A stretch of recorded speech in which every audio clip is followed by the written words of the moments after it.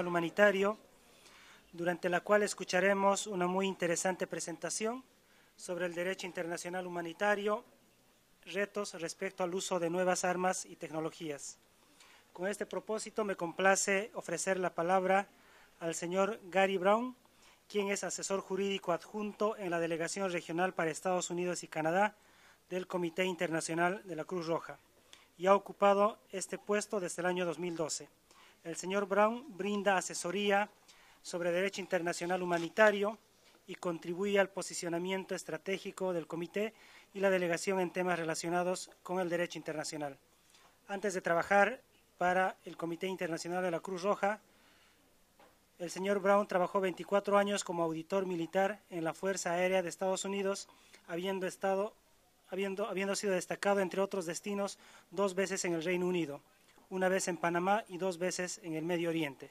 Sin más preámbulo, voy a ofrecer el uso de la palabra para que pueda realizar su exposición y su presentación. Señor Brown, tiene usted el uso de la palabra.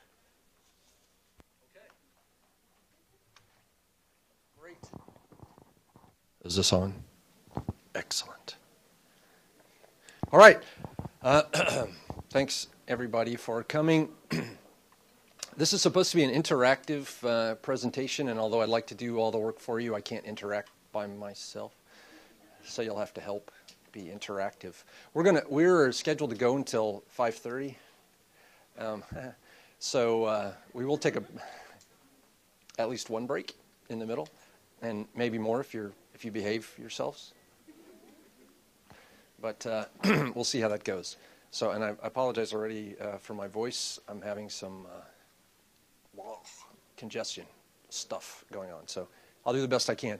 Okay, as I speculate was in the introduction, I work for the International Committee of the Red Cross, and I'm happy to be here to talk about new technologies, disruptive technologies, and cyber warfare in the context of international humanitarian law. My secret came out at the luncheon. I wasn't going to admit this, but I feel like I have to now since it came out that originally when I proposed to do this talk, I proposed to do it on new technologies, and they said, oh, yes, and they were very excited, and I didn't really understand the level of enthusiasm, and then I realized that they thought I had said nude technologies. But then when they saw me, they decided that new technologies would be fine. So here we go with new technologies. I'm going to start the beginning with a little bit of military history because it's fascinating. It really is interesting, and we'll talk a little bit about a variety of things kind of historically in the military, and then we'll talk about disruptive technologies, several different things, and then we'll do the last part on cyber warfare and IHL. I am happy to take questions on whatever you want to ask me about. Some of the things we'll talk about later in the presentation are drones and a little bit on nanotechnology and automated warfare and cyber. So I'm happy to take questions or try to address any issues on any of that you'd like to talk about. And, I'll do the best I can. And if I don't know, I'll make it up. So this should be good. All right. What do we got? Surprise me. Oh, next slide. Okay, so revolutions in military affairs. Let's talk about that first. Here we go. Should I say, what should I do? Are you the guy? All right, you're the man. All right, now I got it. Okay, so let's talk a little bit about revolutions in military affairs and what they are. This is a term that, being a kind of a Cold Warrior age, as I am, this is a term we used to hear a lot about during the Cold War. It was sort of a Soviet theory. They talked a lot about revolutions in military affairs, and these are things that fundamentally change the nature of warfare. It makes great scholarly debate because it's fun to talk about whether or not something is so different that it changes the way we fight, because obviously people have engaged in warfare for as long as people have been around. And so they've tried lots of different ways to engage in warfare, and people are always looking for an advantage for their side. So lots of different things have come up, and the question is that thing so different that it changes the way we fight? And this has happened, on a number of occasions, and scholars will debate which things are actually revolutions or revolutionary when it comes to warfare, but lots of things are different. They change a lot, and they change the way we fight and all, but not everything constitutes a revolution. So one of the things I do want to point out as I talk about on the slide, some of the most fascinating RMAs, or revolutions in military affairs, that have happened over the course of history have nothing to do with technology. They have to do with the way society is organized, the way armies are put together, and the mobilization of nations for warfare. For example, industrialization of war was probably a revolution in military affairs, but none of those things are particularly of interest to us today. I want to talk about the things that are actually tactical developments. So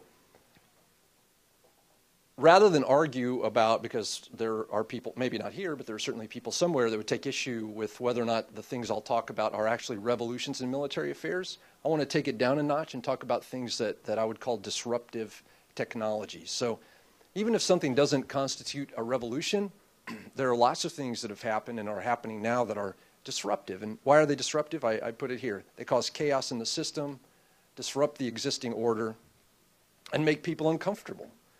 People get to the point with some new technologies that they're just not quite sure where they fit in, and so it makes people fidget and get nervous, and so they start thinking about different ways to approach it. And that's not just different ways with military tactics or military strategies, but different ways in law.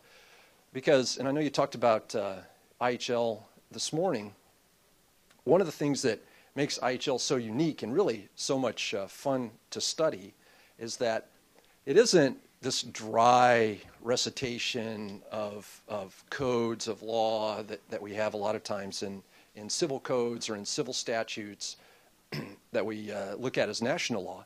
International humanitarian law, or the law of armed conflict, follows in trail to what happens in the real world. So something happens in the world, the law responds to it. The law doesn't lead in IHL, the law follows, right? Because international law, as I'm sure you talked about this morning, largely developed from the custom and practice of nations. So it's impossible for IHL to write custom and practice or codify custom and practice before the practice has occurred, right? So we have to wait for nations to act. And then we try to figure out, well, what is it exactly that they're doing? Okay, well, let's put that in a law, or maybe we'll speculate whether or not that'll become law through custom and practice. So this makes IHL unique. You have to study history, and you have to study what's happening in the world and current affairs to understand international humanitarian law. It's just one of those things. So as we have disruptive technologies, it's disruptive to the law. The law has to follow these technologies and try to respond to them. Does that sound good? Everybody buying that? It's true. It's true. Okay. Right. So here is an early revolution in military affairs. We're going to go way back. This is a lot like cyber, kind of. Cavalry and mounted knights dominated warfare from 1066 to 1346. What happened in 1066?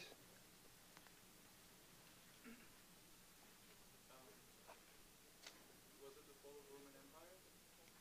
That was a little bit earlier.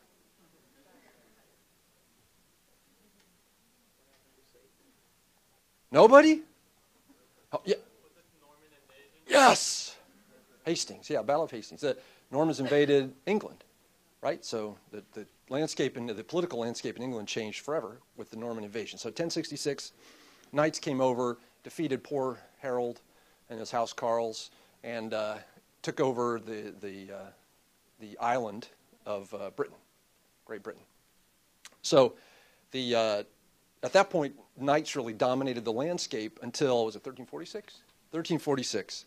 And in 1346, that was one of two big battles. I can't remember the year of the second one, but the first one was 1346. Anybody have a guess about that one, when people started realizing knights maybe not so much? This is a harder one. Crécy, the Battle of Crécy, right? Because at that point, people found out that, hey, things have changed. Knights in a tin can, sitting on a horse with a long lance or even with a sword, running down people on foot, being essentially like a tank against foot soldiers. That's not going to work forever, because guess what happened? The peasants realized that when they had these long bows made of yew, and they shot from a long distance away, those arrows, for the first time, would penetrate armor. So from a long way away, the poor peasants who only needed a tree, right, and a lot of practice, could make longbows and shoot and kill knights a long ways away. So, wow, the French knights had to, after Crécy and Agincourt, had to rethink their strategy. It's not enough just to put on the tin can and get on a horse anymore. We're going to have to think of a different way to do business because we can't get to the longbowmen. They're killing us before we get there, so bad thing. Did you know during a large part of England's history, like when Henry VIII was king, it was unlawful in his kingdom to play any sport other than archery. Unlawful. He banned soccer, which they played back then in some form, but it was unlawful. You could only practice archery, and as a result, they had, guess what? The best archers in the world. Really, really good archers. So this was a revolution in military affairs because things had to change. Not a lot changed about the law at that point, but certainly a lot changed about thank you. A lot changed about the way knights did business. So a lot of it, there were some other developments that went along with it that are set out here. Pole arms, so very long weapons to keep the knights away, ranged weapons like archers, and some improved tactics. And that changed. So this is an example, a historical example of a revolution in military affairs or disruptive technology. The long bow, those yew bows, that seem very low tech now. That was an incredible advance in military technology that changed the way we did business in war. Okay? So here are some of the things that people argue are revolutions in military affairs. What do you think? So longbow, yeah, I'm gonna give you that one because I like it. A lot of people say the stirrup was, you know what a stirrup is, right? On a saddle, like with a horse. Yeah. Why was that a revolution? What made that new? Military historians in here, because think about the Mongol hordes, right? This was the first time you really could fire a bow and arrow from the back of a horse while it was galloping. So that enables you to steady yourself enough to fire a bow while you're riding. So huge deal because you could combine archery with speed. So a very big deal. Another thing is gunpowder. That's pretty obvious. Air power. A lot of people saw air power as a revolution in military affairs because it's just so fast. You can deliver artillery fire, so a very big boom on the other end, but you can deliver it to long distances away at a very rapid speed. So another revolution. Nuclear, of course, some people consider it to be a revolution. Certainly was a revolution in political affairs. And then precision-guided munitions. Precision-guided munitions, which started being developed in the 1970s, and now are continue to be developed, but are pretty well perfected, which allow a weapon to hit within very close to where you're aiming. That's also seen as some to be a revolution because it cuts down the number of weapons that have to be put on a target to make sure the target's destroyed. Okay, so here's some things, a little bit more modern things, slightly more modern than the knights. Autonomous weapons, nanotech drones, and cyber, as I promised. So here are some examples of things that people look at here, some of which we'll talk about, some of which we'll debunk as we talk about what the definitions of these things are. Is everybody with me? We're a team here. We're a team. All right. Okay. What do we got? I'm not going to talk about these guys because we'll go ahead. Yeah. Well, why not? Okay. So disruptive technologies, the first one we'll talk about is autonomous weapons. And what do I say? Not really much new yet. There's a lot going on in the area of autonomous weapons. Can anybody identify this picture? I'm sure you said yes. Nobody? R2-D2 with an attitude? That's always what I think of when I see it. This is, because a lot of people talk about, autonomous weapons. So this means that a weapon that would fire by itself without a human involved. Or some people talk about semi-autonomous or partly autonomous weapons. So these are weapons where you might have a human might be involved somewhere in the process, but might not be involved in actually pulling the trigger. So normally when we think of a weapon, we think of it as not autonomous at all. That's a rifle or an airplane dropping a bomb or an artillery round, and there's a person who looks, sees a target, maybe sees a target through sensors or through remote cameras, like from a drone or whatever, but sees a target, makes a conscious decision that this is an appropriate and lawful target in war, and then takes some action to fire a munition. So whether that's squeezing to drop a round or squeezing a trigger to fire a round, whatever it is, a human makes a decision. Autonomous weapons would be weapons that have some kind of machine logic or computer logic that decides whether or not a target is a valid target, and then perhaps the machine itself takes action to fire, or maybe the machine makes a decision. A semi-autonomous weapon might be something, for example, where the machine makes a decision that a target is lawful, but then it sends the suggestion to fire to a human who then has to make the final decision. This would be a semi-autonomous weapon. This is a really hot topic of discussion now in militaries as they develop technologies. We do have some autonomous weapons, and some of them you might not think of as autonomous, but if you think of a landmine is actually an autonomous weapon, because once a landmine is in place, when a vehicle drives over it, for instance, the landmine exercises its autonomy in a certain weight is achieved that drives over the mine, and then the mine explodes. So this is autonomy. You've set the human was in the loop in setting the weapon, but after that, it's done, right? So kind of a variety of an autonomous weapon is a mine. This particular one that I put the picture of, I think it's one of the more interesting autonomous, well, I would call it a semi-autonomous weapon, I guess, that's online now. This is called the Phalanx system, or sometimes they call it the Sea-Whiz system, which is in the U.S. Navy. But it's a system that's on board ships for close-in air defense. And generally speaking, a U.S. Navy vessel will engage targets that are pretty far away with missiles. But if the missiles fail, and this could also be used against the fast boats, and I know you've probably heard about some of the incidents down in the Persian Gulf and all, where fast boats might be loaded with explosives or with fighters that approach Navy vessels like pirates would. This system would be activated. It's a radar-guided system, and it would fire at anything that entered within a certain perimeter of the ship. So there isn't any more human intervention, because the system is designed to be put into effect in situations where a human wouldn't have time to react. So maybe by the time a missile or a plane or a boat got within, or not so much a boat, but things flying got within maybe 1 or 2 seconds of striking the ship, this thing would fire so many rounds. Essentially, the idea is it would make a wall of lead. It fires an incredible rate of ammunition and then would drop the thing from the sky, would take it out. So this is like an autonomous weapon that's already there. So sometimes we talk about autonomous weapons not existing and being something that we're talking about, but I think this is an example of a weapon that actually already is in existence that's autonomous. So what does the law say about a weapon like that? That was the way I looked when I thought about it too, like this.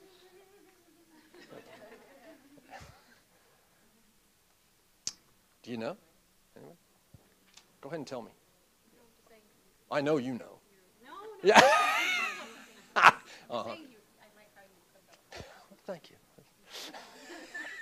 So, well, the law, I think, is still making up its mind about how it feels about weapons like this. Most people that practice in international humanitarian law would say, we'd like to have a human being making the final decision on when to shoot.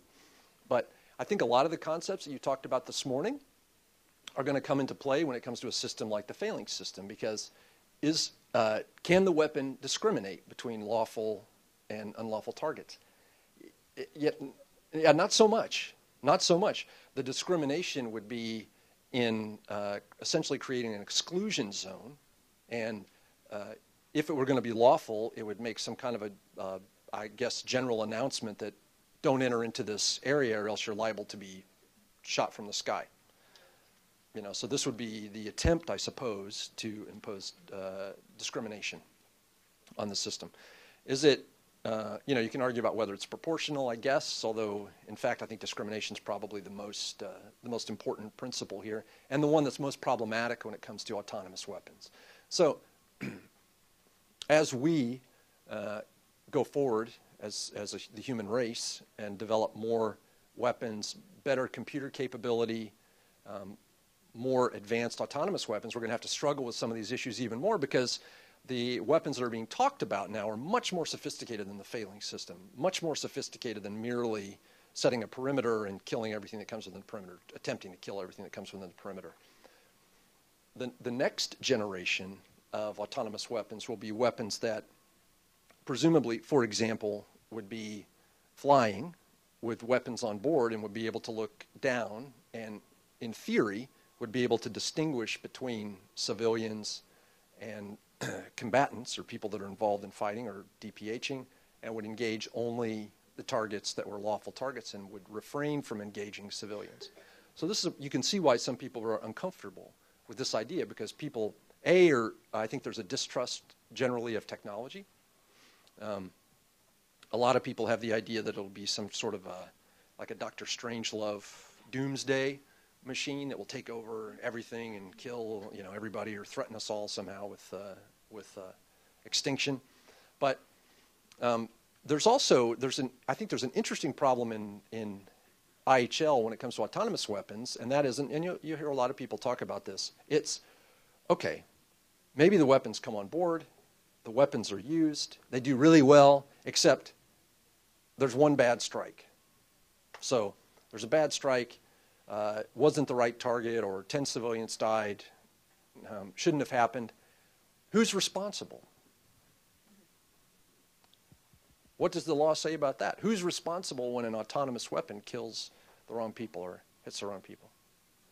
Anyone? I know we have some IHL experts in here. Let's hear it.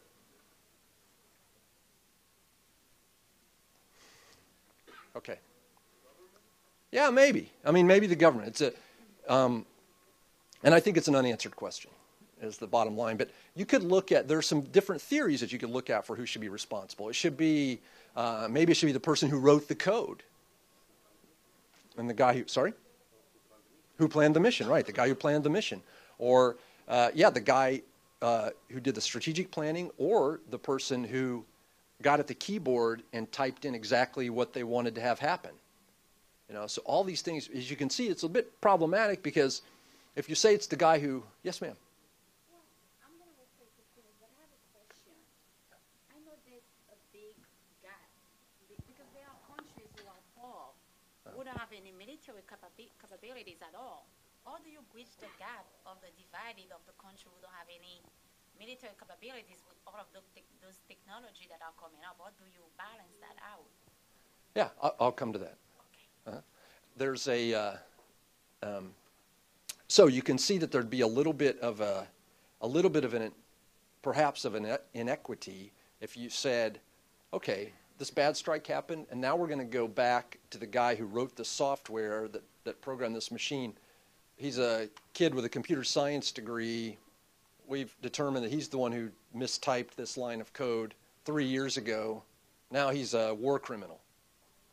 I don't know. To me, that's not going to work. So we're going to have to come up with a better system than the guy who wrote the code or typed in the code to make the system work. And I think a lot of that feeds a lot of the discomfort we have with autonomous systems. The last one, and then I'll come to your question. The last one is this on software. A lot of people are just uncomfortable with the whole idea, the moral idea that software would make life and death decisions. And sometimes it's difficult to put this to words. It's just, it doesn't feel right that software would be doing this and not a human being. This, despite the fact, the flip side of the equation is that now, without autonomous weapons, what we have are the people making life and death decisions who are often young, exhausted, have been under fire, have watched their friends die, have reason in their minds not to care for the civilian community that they're operating in, and have a whole load of reasons to maybe be quick on the trigger when it comes to certain situations, as opposed to a computer, which would be programmed correctly or incorrectly, but would definitely be dispassionate. Wouldn't hold a grudge. It would all be objective. But still, I think there are very legitimate concerns in this, and IHL continues to work through it. So talking about the disparity in technology between high-tech countries and low-tech countries is interesting because there are two sides of that coin. I know in many cases there's a complaint on the part of countries that do have high technology that countries that don't have it are held to a different standard of behavior under IHL. And as opposed to the flip side being the low-tech countries are saying, hey, we don't have the ability to fight.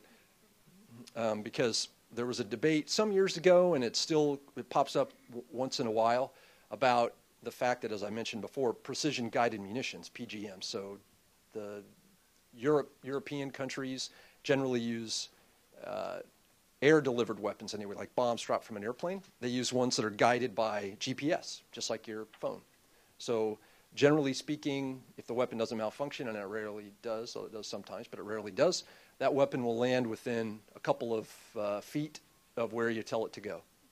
And they might be fighting people who don't have that capability, and so their weapons would land within maybe 100 meters of where they tell it to go. So many more civilians would die from the weapons employed by the low-tech country than the high-tech country. And they say, are we required to use the technology if we have it? Or maybe we have some GPS, we have some that aren't GPS. Should we sometimes be able to use the cheap ones, or are we required to use the expensive ones? And that kind of thing. So it is an interesting debate. I think throughout the history of warfare, though, generally speaking, the parade has been toward better technology and better tactics, and most people have not felt compelled to not develop new things just so the guys that they're fighting can keep up. You know, that's kind of been the reality of the real politic of warfare. Okay, anybody have questions about? Oh, did you decide we were done? No. No. Does anybody have questions about autonomous? I'm just kidding you. You know. Anybody have questions about autonomous? Yeah. No, too much. No. No, I was thinking about the difference between defensive and arms, weapons that are for attack. Mm-hmm. Maybe it's better in Spanish. I get it. But you don't have to translate. Not so much. Okay. Yeah. I'd guess, though. Okay.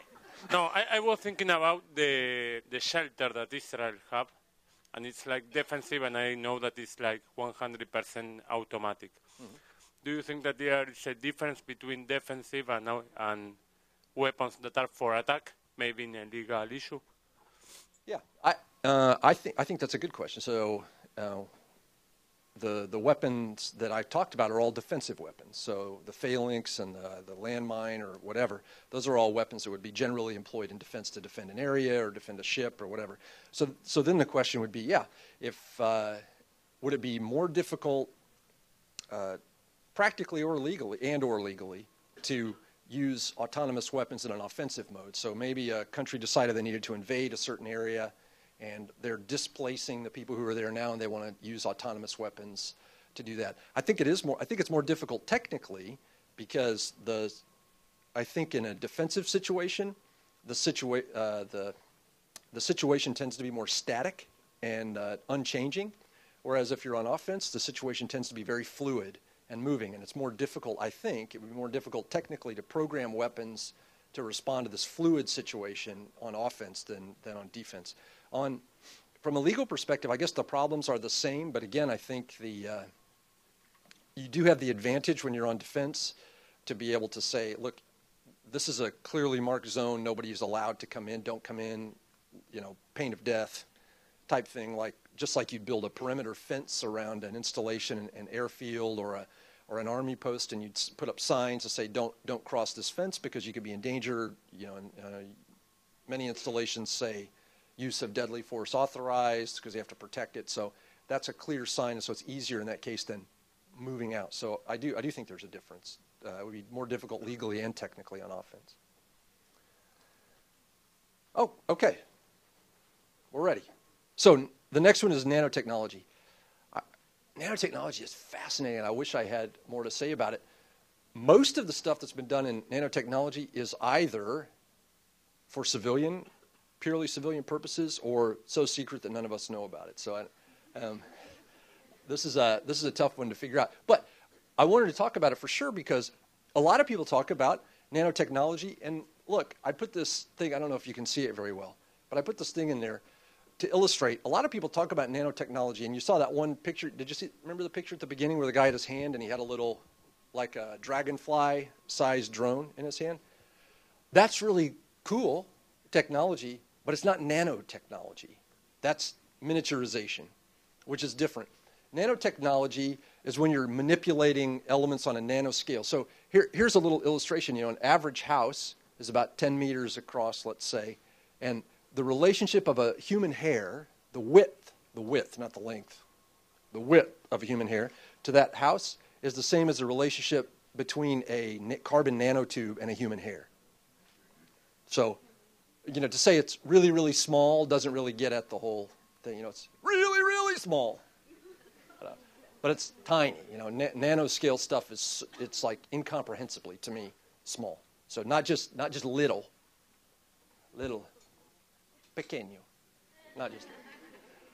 Okay, so there are a lot of things that you can do with things when you manipulate them at the nanoscale. And one of the things that scientists are finding out, as you probably know from reading the paper, is that when you look at elements at the nanoscale, their properties can change. So carbon I think it becomes a superconductor, and there are lots of other things that can give them extra strength and all when you manipulate them at this tiny nanoscale. So things are different. There are a lot of applications for that. Many, many applications in the civilian world, and there will undoubtedly be applications on the military side for nanotechnology.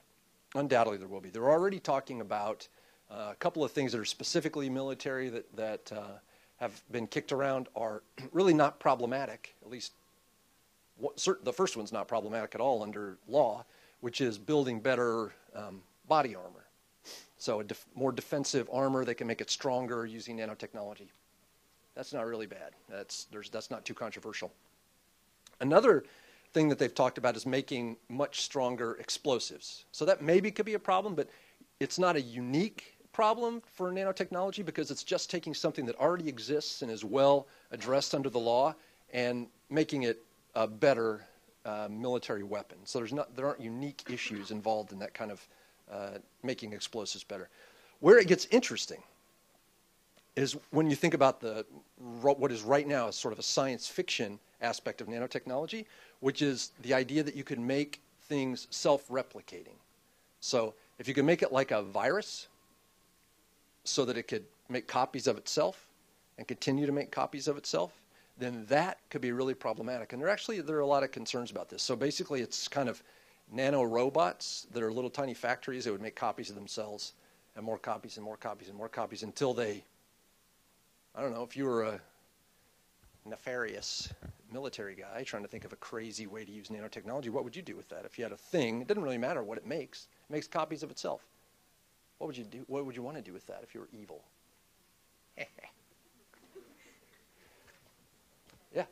Yeah, you just like that. Say? How about stick it in? Yeah. Remember the Waterloo Bridge, the umbrella? Stick it in somebody's bloodstream, right? Let it go and go and go until it jams up their bloodstream and they can't pump blood anymore. It goes to their heart or it goes to their arteries or veins and it kills them. Well, that's not legal, I don't think. I think that's bad. Nobody's really talking about that except science fiction writers.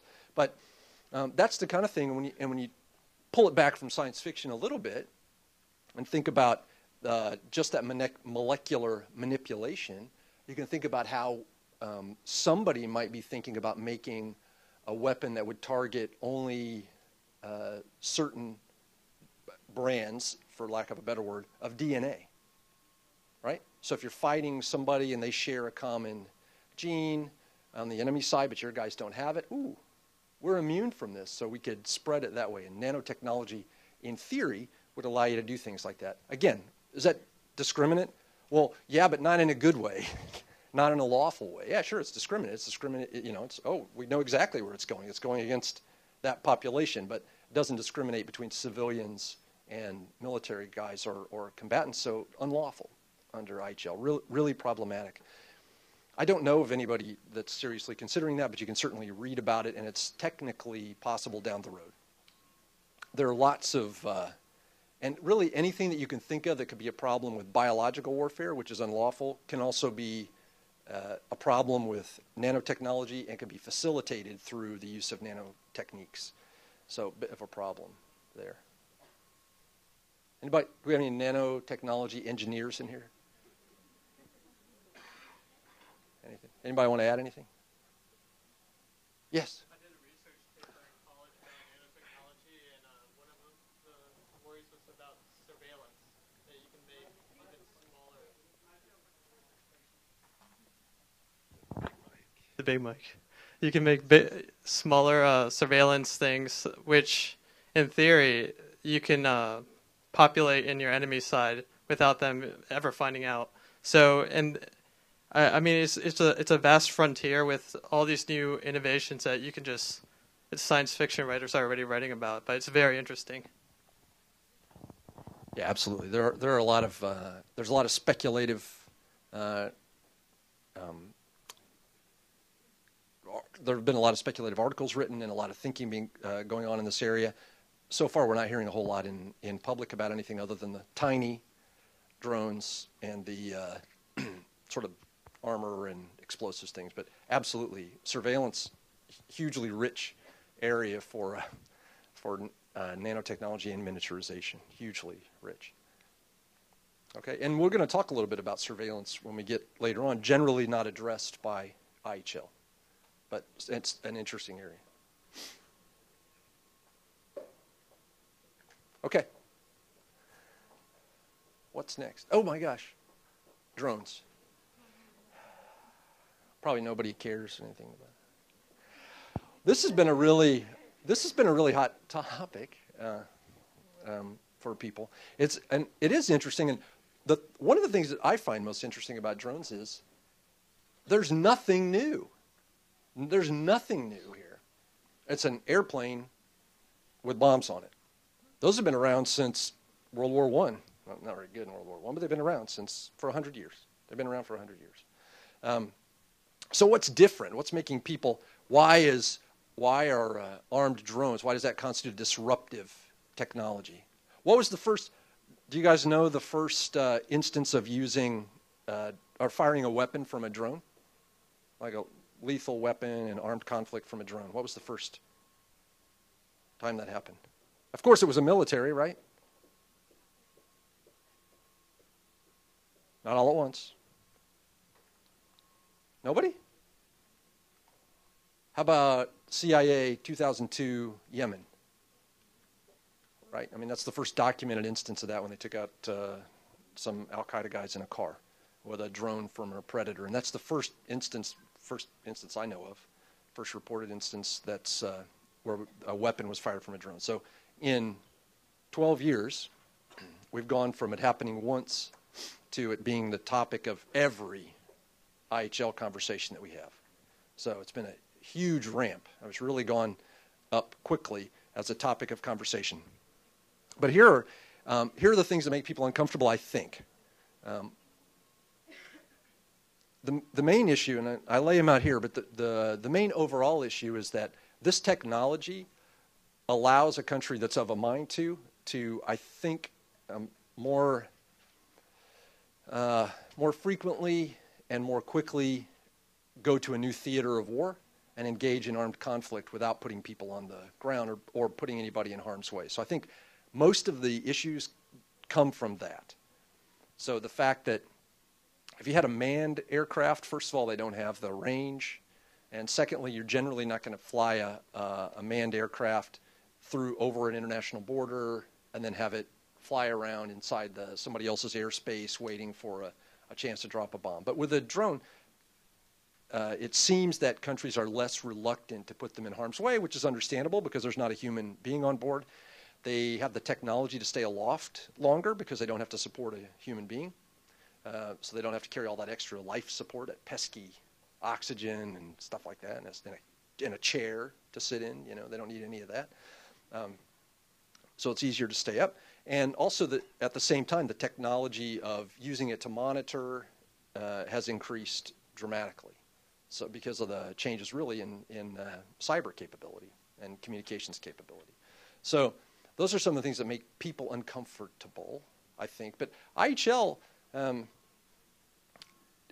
it's not that it doesn't have anything to say about the use of drones, but most of the issues that have to do with armed drones are ad bellum issues that have to do with sovereignty and neutrality.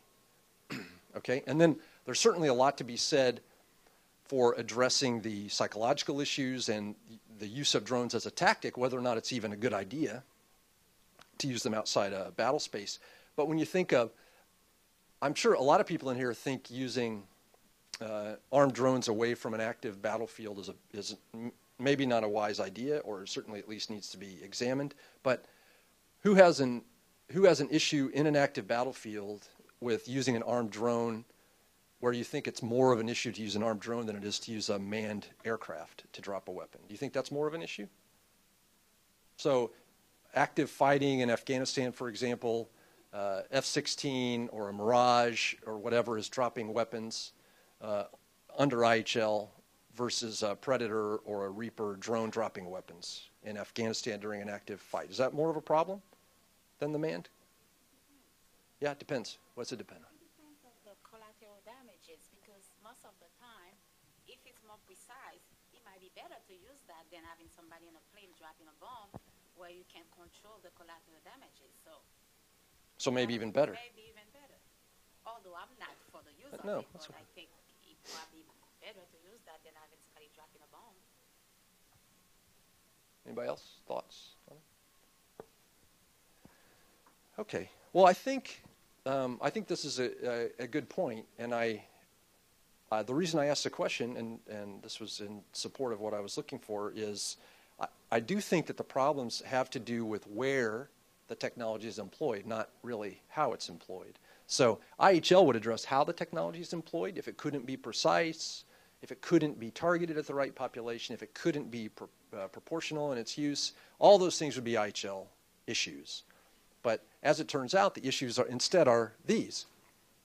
It seems to be the barriers to entry into armed conflict seem to be lowered with armed drones. There are these ad bellum concerns, and the bottom one is really interesting. And as you can imagine, militaries have kind of mixed emotions about that bottom one. You know, because some especially in the human rights law community, seem to be suggesting that it's not a legitimate use of force unless you're also putting yourself in danger, which is again, maybe not real popular with military guys who'd like to go home when they're done. So, I mean, and that's sort of an interesting, and again, a philosophical concern, not a legal concern. And most of these, I think, other than the ad bellum concerns that I've set out here, most of these are either policy or ethical or moral concerns, not IHL concerns. Yeah? What's the next one? Let's see. Okay, so can we go back one? Thanks. I couldn't remember if I had one more. So I'm going to move away from drones now, but I'm happy to try to address any other questions you have about it, because I know it's a hot topic, and I understand there might have been questions this morning about drones, which I'll be happy to tap dance around if anybody wants me to. You sure? Last chance? Not your last chance. One of your last chances. No? Oh, it wasn't. I thought it was. You're hiding in the back, but I think you have a question. Yeah. That's the translator's hand behind you. I thought it was yours. I did, but then I realized it wasn't. Yes. You want the big mic? I'm fine, I think. Since the drones are going to be guided by something, and that something is probably in the space, there are satellites, and then there's the cyber warfare. How can you assure that other warring party will not mess with your drones and send them from military to civilian targets? So did everybody hear the question? Yeah. Okay, so it has to do with hacking into the feeds of drones. And in fact, it's been done. Hacking into the feeds has been done, and that's public knowledge. So at one point, anyway, in the Iraq conflict, I know the U.S. actually had unencrypted feeds from the surveillance in drones that fed back to the intelligence people, so it was possible for people on the ground to hack into that feed and see the camera feed from what it was seeing on the ground. So that was sort of embarrassing that they could do that. It's been reported, and I understand that the navigation feeds, essentially the wireless line that they use to actually fly the plane and launch the weapons, is encrypted. But that doesn't mean it's not possible to be hacked, because anything can be hacked. It's a legitimate concern, and it's the same concern that has been expressed about manned fighters. Because the F-22, for example, the newest one, and even the F-35 are very computerized. And in fact, the planes in the U.S. inventory anyway with drone technology, they can't be flown without the computer. They'll break apart, like the B-2 would just break apart without the computer on board, because it makes hundreds of adjustments a second to keep it in the air, because if you look at it, you can see it doesn't look like it could fly. It can only fly because of the computer flying it. So if somebody hacked it, it would break apart. So this is and in theory, somebody could hack the feed, I guess, and launch a weapon as opposed to a person pushing a button. I don't know, though. It is a concern, but I think the potential for being hacked, it would depend on what level it got to, whether or not it became an IHL concern. I think if it's a speculative risk, where people say, yeah, in theory it could be done, but it's never been done before, and the people who made the system say it'd be like the chance that could be done is negligible or almost impossible, then maybe not a concern. But if after it got done once, it would certainly become more of a concern. And I guess that's about it. It's definitely a problem, but the same problems happen on occasion when weapons fail and they don't perform as anticipated and they drop in the wrong place, even though it's a correct target, correct aim point, the weapon's dropped, and then something happens to the weapon and it falls short or goes long. Those things happen. Why they happen, they try to figure out and fix it for next time, but nobody really knows. So definitely a concern, but I think taken into the larger equation. Yeah?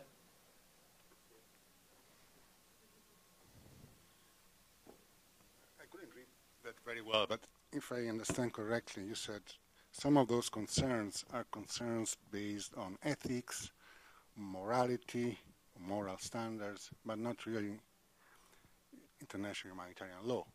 Well, usually law, according to sociology, starts with moral concerns and translates these concerns into doctrine and law. Now, applied to warfare, legitimate concerns, and we were discussing this morning about proportionality, is casualty rates. A country goes to war, it has dozens or hundreds of casualties versus another country where there are thousands or hundreds of thousands of casualties. Well, is there a morale there? Certainly, drones is a technology that leads towards that kind of outcome. So I think there is a legitimate concern, both ethical and it's mirrored in law. But you seem to be somewhat dismissal of this concern. Yeah, maybe I'm not sure I tracked the question. I mean, yeah, certainly. Is it moral for a country to go into warfare, having no risks for his human life and putting thousands or hundreds of thousands of people at risk in the countries which is confronting it? Once this morning we talked about the principles of international humanitarian law, which was reciprocity and balance and a certain sense of act versus reaction that has to be proportionate. Yeah. So doesn't seem to be maintaining the proportionate. Yeah. Content. Yeah. The term proportionality is really confusing in international law because it's used different ways that mean fundamentally different things, and the term is often used in in political discourse to mean, I think, what you're talking about, which is we should respond in a way that is not disproportionate to this offense to our sovereignty or whatever. So if a nation invades another nation over maybe there's a bit of disputed territory that's not very big, It might be one village, or even maybe there's nobody there. Maybe it's just a strip of land between two rivers, and nobody lives there or whatever, and a nation invades and says, we're tired of negotiating, we're going to take this, and they've, from the other nation's perspective, they impinged on their sovereignty. The political question would it be proportionate now to respond with our entire military and go down there and invade that country and slaughter their military to take it back, or would it be better to just send a small force, or maybe even negotiate our way out of this? That is a type of proportionality, but not a lawful, not a type that's under international law. It's a political proportionality. The proportionate response ad bellum would be, at least and this really came out of the morality of war thinking from the Middle Ages and came forward, but really that would be something has happened that infringes on our sovereignty. We have to think through, if we go to war over this issue, how many people will die? How much destruction will occur? And would it be a proportionate response for us to start this war knowing what's going to come out at the other end? So this is a type of proportionality ad bellum. In bello proportionality just means if I'm engaging in an attack, the military value of what I expect to happen has to outweigh any civilian casualties that would happen. So that type of proportionality is certainly a concern for each individual strike with drones, as it is with any individual strike with a manned aircraft or with artillery or anything else. It's certainly a totally legitimate concern. My point here was that I don't think drones are different in that than anything else. It's still the same equation. If it's an important target and there are no civilian casualties, then most people would say it passes the in bello proportionality test. But the bottom one, totally, I mean, a lot of people talk about, is it right to go to war without putting yourself at risk? But again, this isn't really a legal concept, and not at all unprecedented, as the very first example we talked about was knights who, how many years ago was that? 1,000 years ago, almost 1,000 years ago, had absolutely no compunction about riding into battle, knowing they were essentially at zero risk to themselves and would slaughter hundreds of people.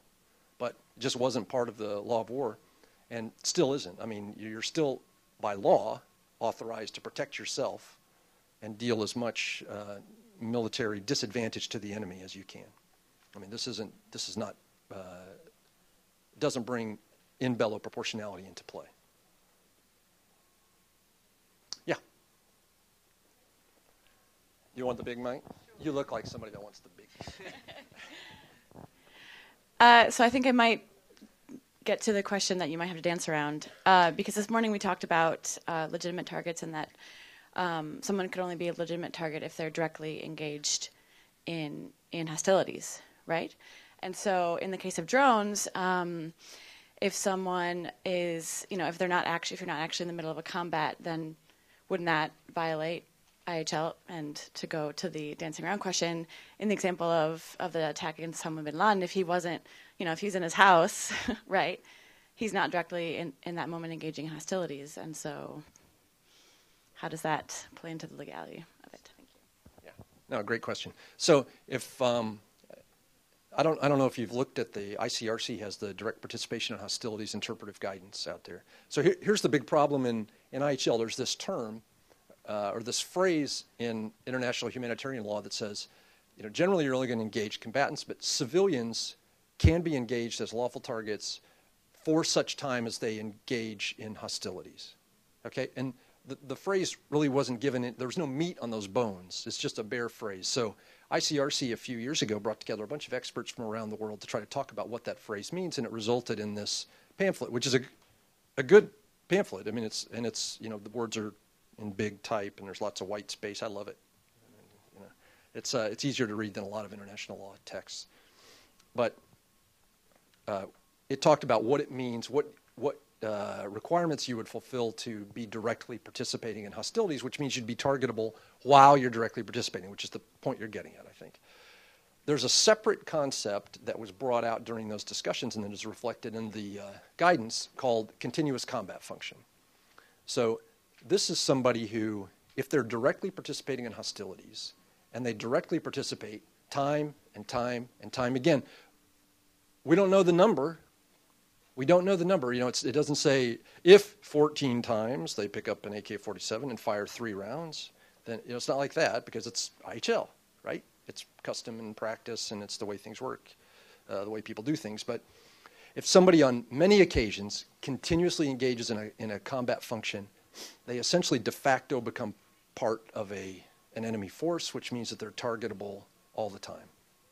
So I think the argument would be, and I'm not representing a position here, but I think the argument would be that Osama bin Laden had engaged in a continuous combat function for so long that he became 24/7 a member of this organized armed force, and so was targetable 24/7.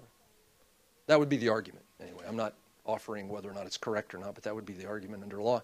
And you can look at if you look at the interpretive guidance, you can make your own judgment and see whether you think it flies.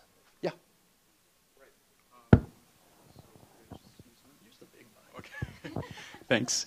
So actually, I got the chance to visit this topic in one of my courses at American University. So I just wanted to maybe go back to one of the principles that you mentioned earlier, and we have all addressed earlier this morning, is the principle of distinction.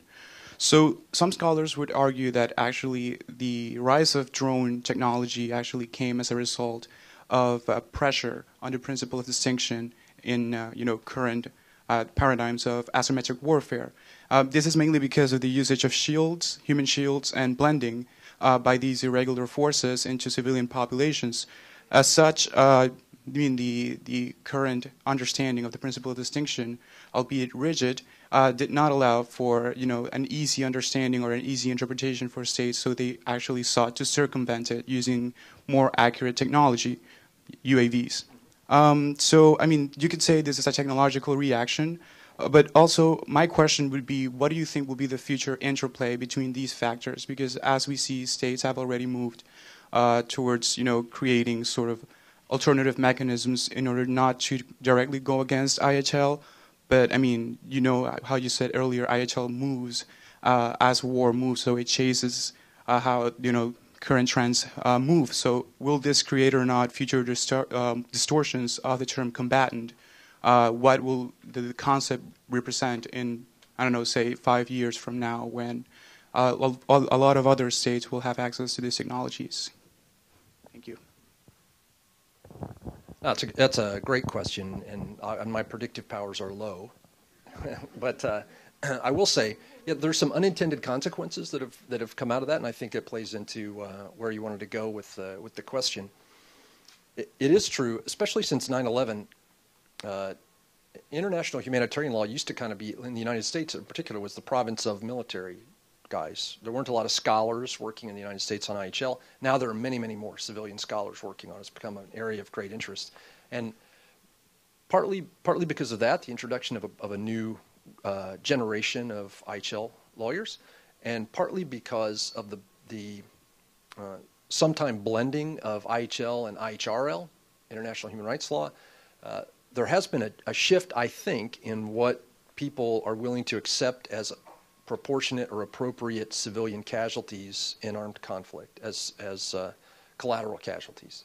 And you can see this in statements from the United States even, where it called off a raid because it said they wouldn't do anything that would result in even one civilian casualty. And this is a much higher standard than is required under international law traditionally. International law traditionally recognizes the concept of collateral casualties. It doesn't encourage them, of course, but it recognizes that in wartime, civilians sometimes are killed as a collateral result of an appropriate military attack.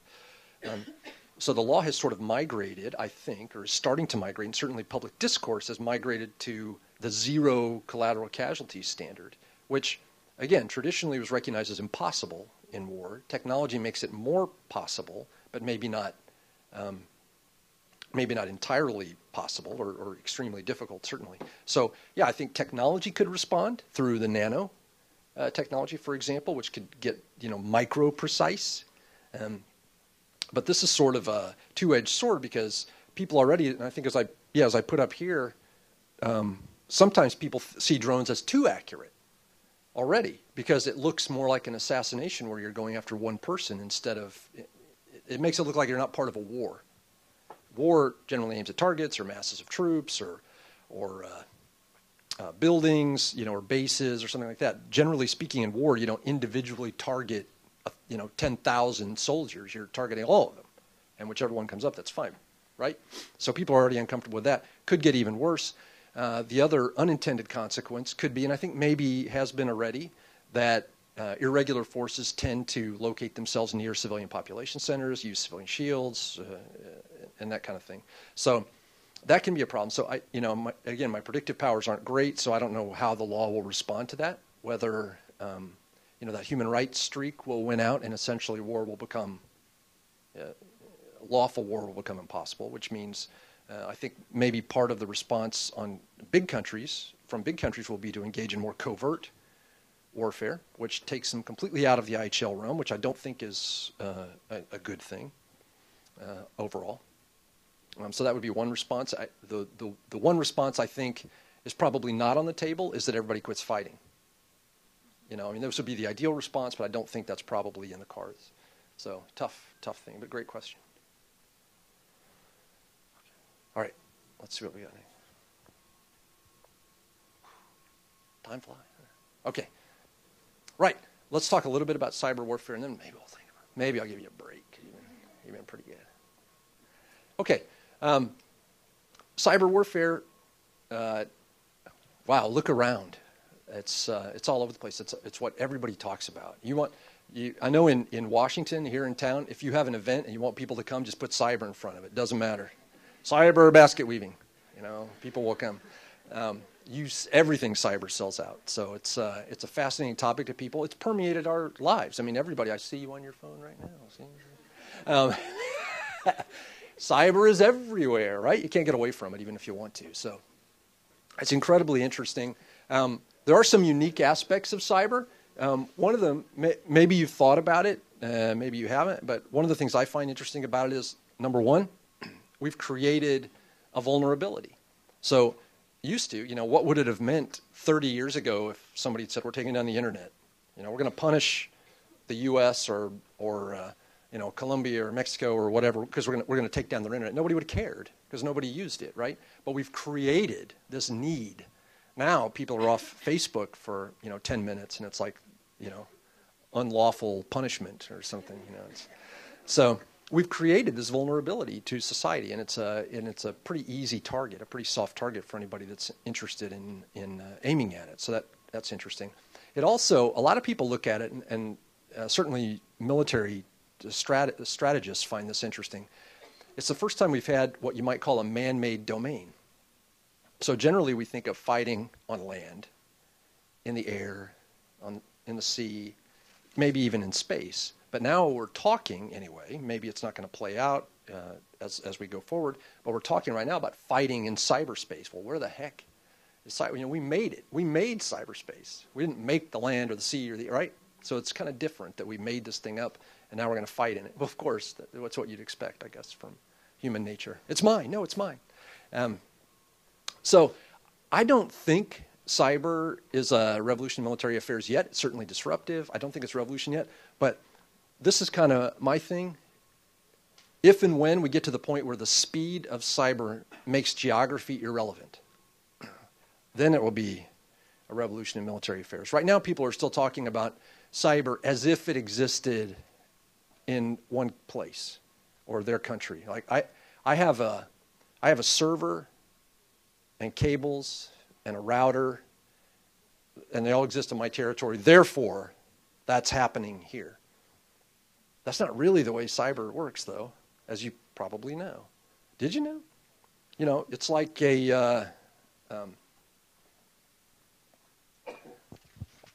so here's an email, right? You want to write a note on this, and you want to send it to your friend.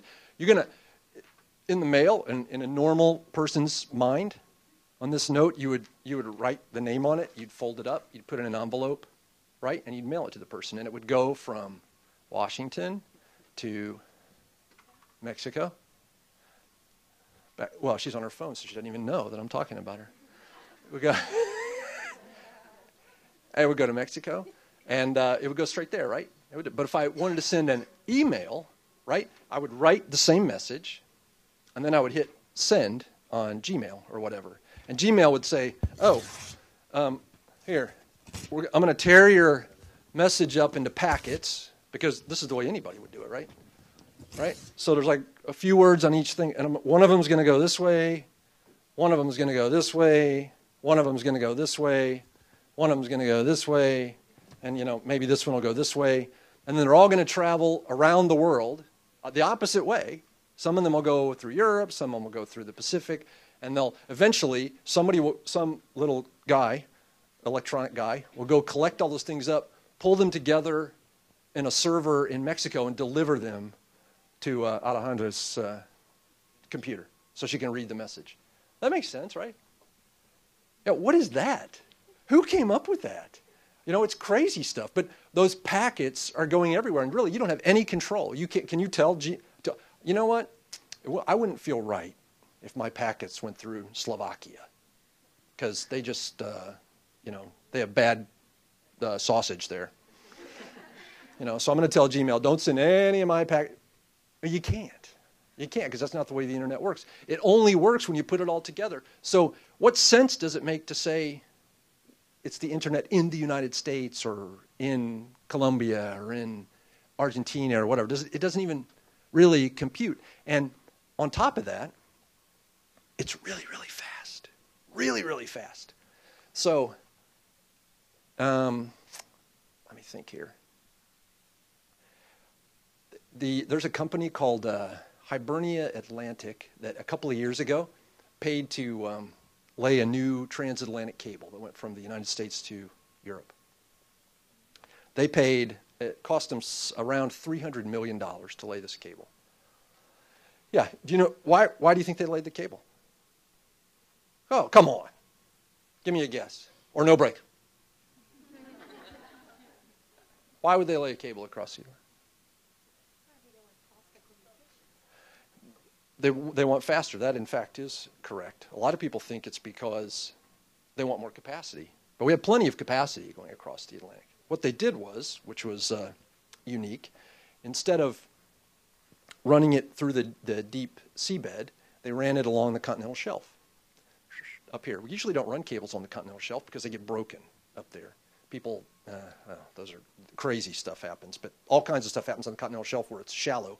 You want it down deep. Way down deep where nobody messes with it. But no, they ran this one up here. So it shaved off around 5 milliseconds from the round trip speed between the United States and Europe. How long does it take you to blink? Anybody know? About 300 milliseconds. So now it can do the round trip between the United States and Europe in about 56 milliseconds, something like that. So, around 6 times while you blink. Woo! That's fast. You think they're going to get their money back? They're making money hand over fist because stock traders, they want the advantage, that little bit of an advantage. They get their trade in first. And all kinds of cool stuff's happened about that, but I won't bore you with it. But speed, essentially, when it happens that fast, when you can blink and the thing can go back and forth 6 times, where is it? Is it here or is it there? Or they're here? Or there? There. It's in both places at the same time. For human perception purposes, it's in both places at the same time. So how do you do geography with that?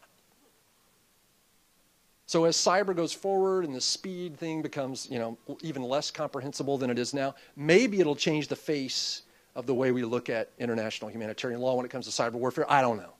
But if people do start looking at it that way, where sovereignty doesn't really matter so much and really we look at it as a whole different domain and it's different than everything else, then yeah, I think it will be a revolution in military affairs. We're not there yet, because right now people are still clinging to those old notions of sovereignty. And maybe they're right. I don't know. Maybe.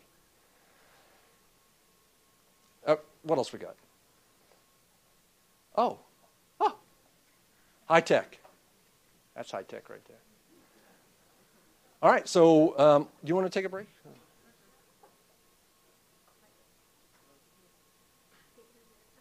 Well, what do you think? I don't know. Yeah, you think so? I'm boring you? That's so hurtful. All right, can we take a quick break? Because I don't want to run out of time. Take a quick. Go fast.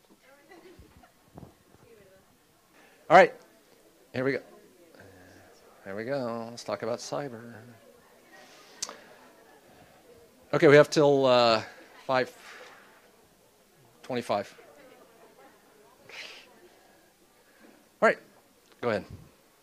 So here we go. The threat. I'm going to start by talking about some of the threats from cyber warfare, and then we'll talk about cyber law, which is, it's good, not as good as the threat stuff. And then at the end, we'll come back and look at some specific instances, and I'll make sure I get to the specific stuff because I think that's kind of fun, the stuff that's happened, that's disclosed anyway.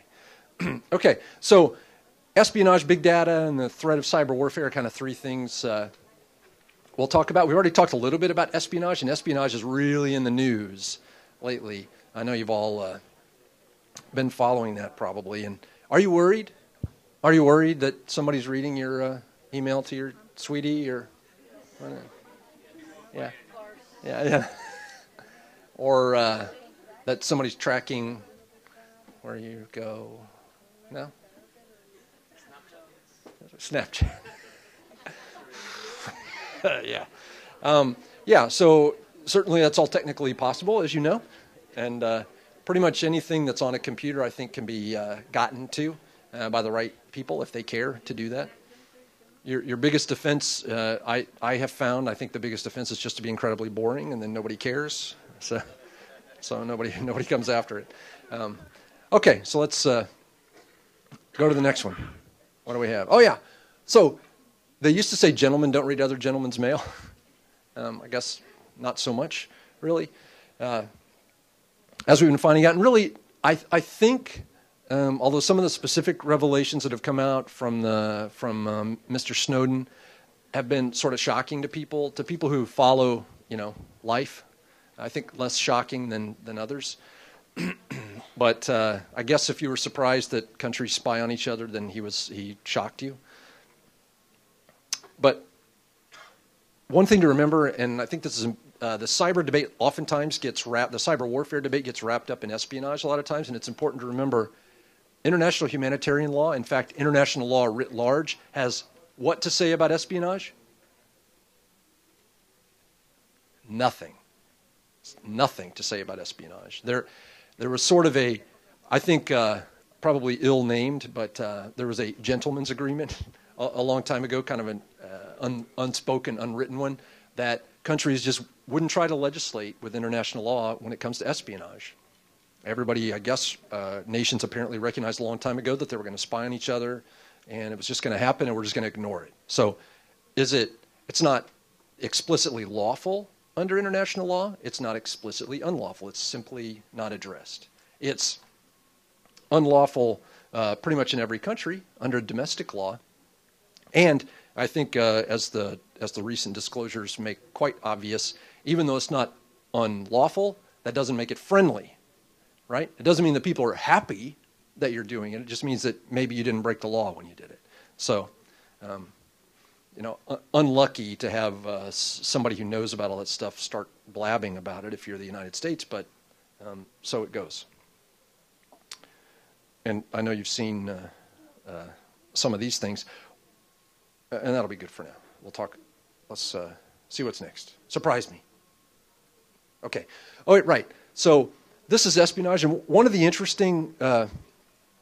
very interesting threads of the debate to me in cyber has been that the U.S. for quite some time has been talking about Chinese industrial espionage or theft of intellectual property or IP, right? I mean, you all heard that. The U.S. says, "Hey, China steals our trademarks." If you look, I didn't put it on this slide, but if you look at the picture of the new Chinese fighter jet, it looks strikingly like the J-35 or the F-35. The U.S. plane, and there was disclosure in the press. The United States accused China of stealing the plans for the plane from whichever defense contractor is making it. I forget, Lockheed or whoever, Boeing, whichever. So, yeah, industrial espionage is going on, and the United States has tried to distinguish between good espionage and bad espionage. And already I think this is problematic under international law because, again, international law doesn't say anything about espionage. We're not going to talk about it. But in that context, it's difficult to talk about good versus bad, but the U.S. was doing it. That was the thread of the argument and the conversation. In fact, as the former director of the CIA and NSA, as it turns out, General Hayden, put it, I think, most cleverly and succinctly. The United States steals to make you safe. They steal to make you rich, which, you know, you can agree or disagree with it. I thought that was the best statement of the argument that the United States had. But all that kind of fell off the cliff after Snowden started talking, because it came out that the U.S. apparently had been listening to trade negotiations, et cetera, which I know you saw that. Anyway, all that to say that espionage is incredibly important in politics, especially when it gets talked about like this, but irrelevant in IHL. There's just no IHL there. Okay.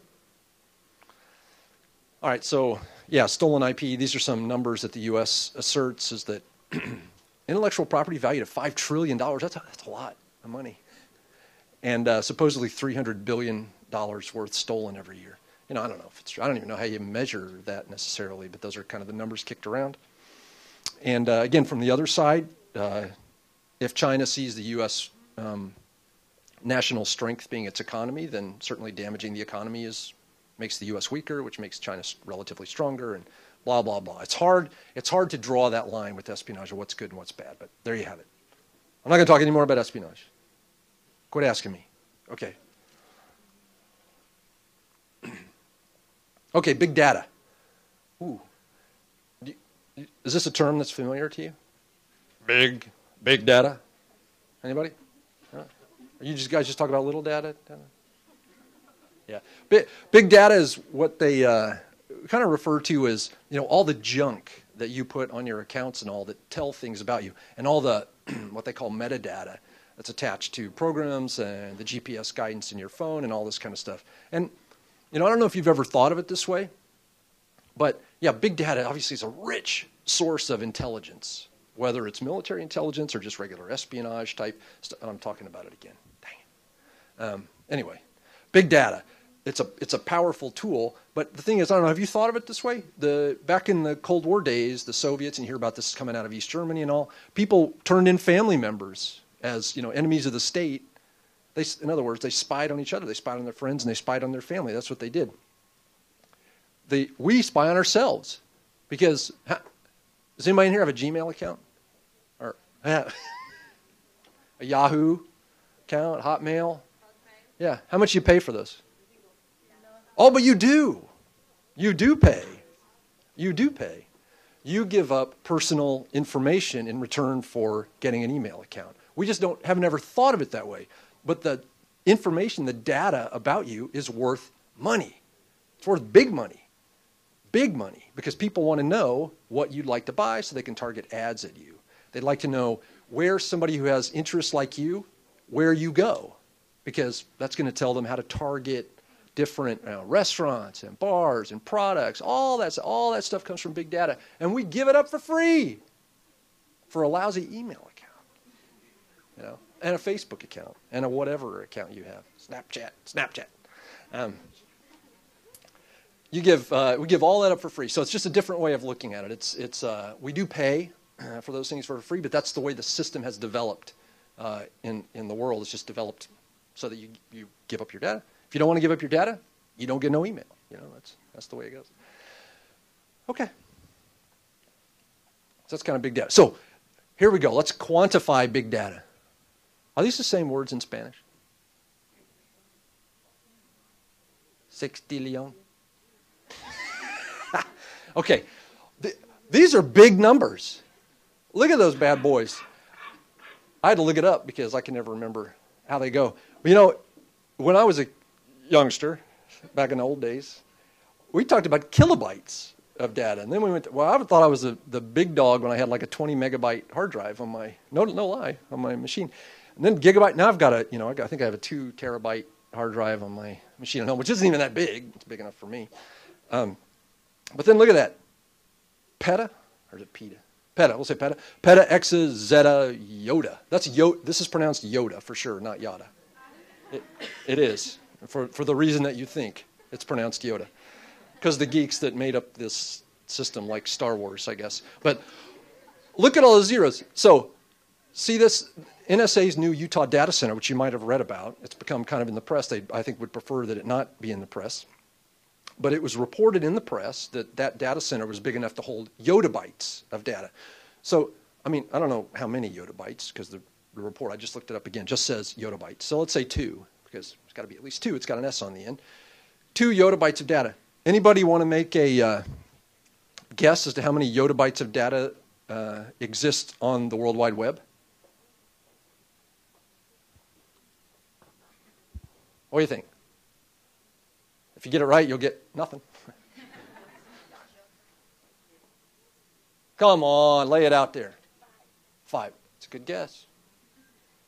Well, it's a trick question, because you don't even use the yotta yet. We're still at zeta.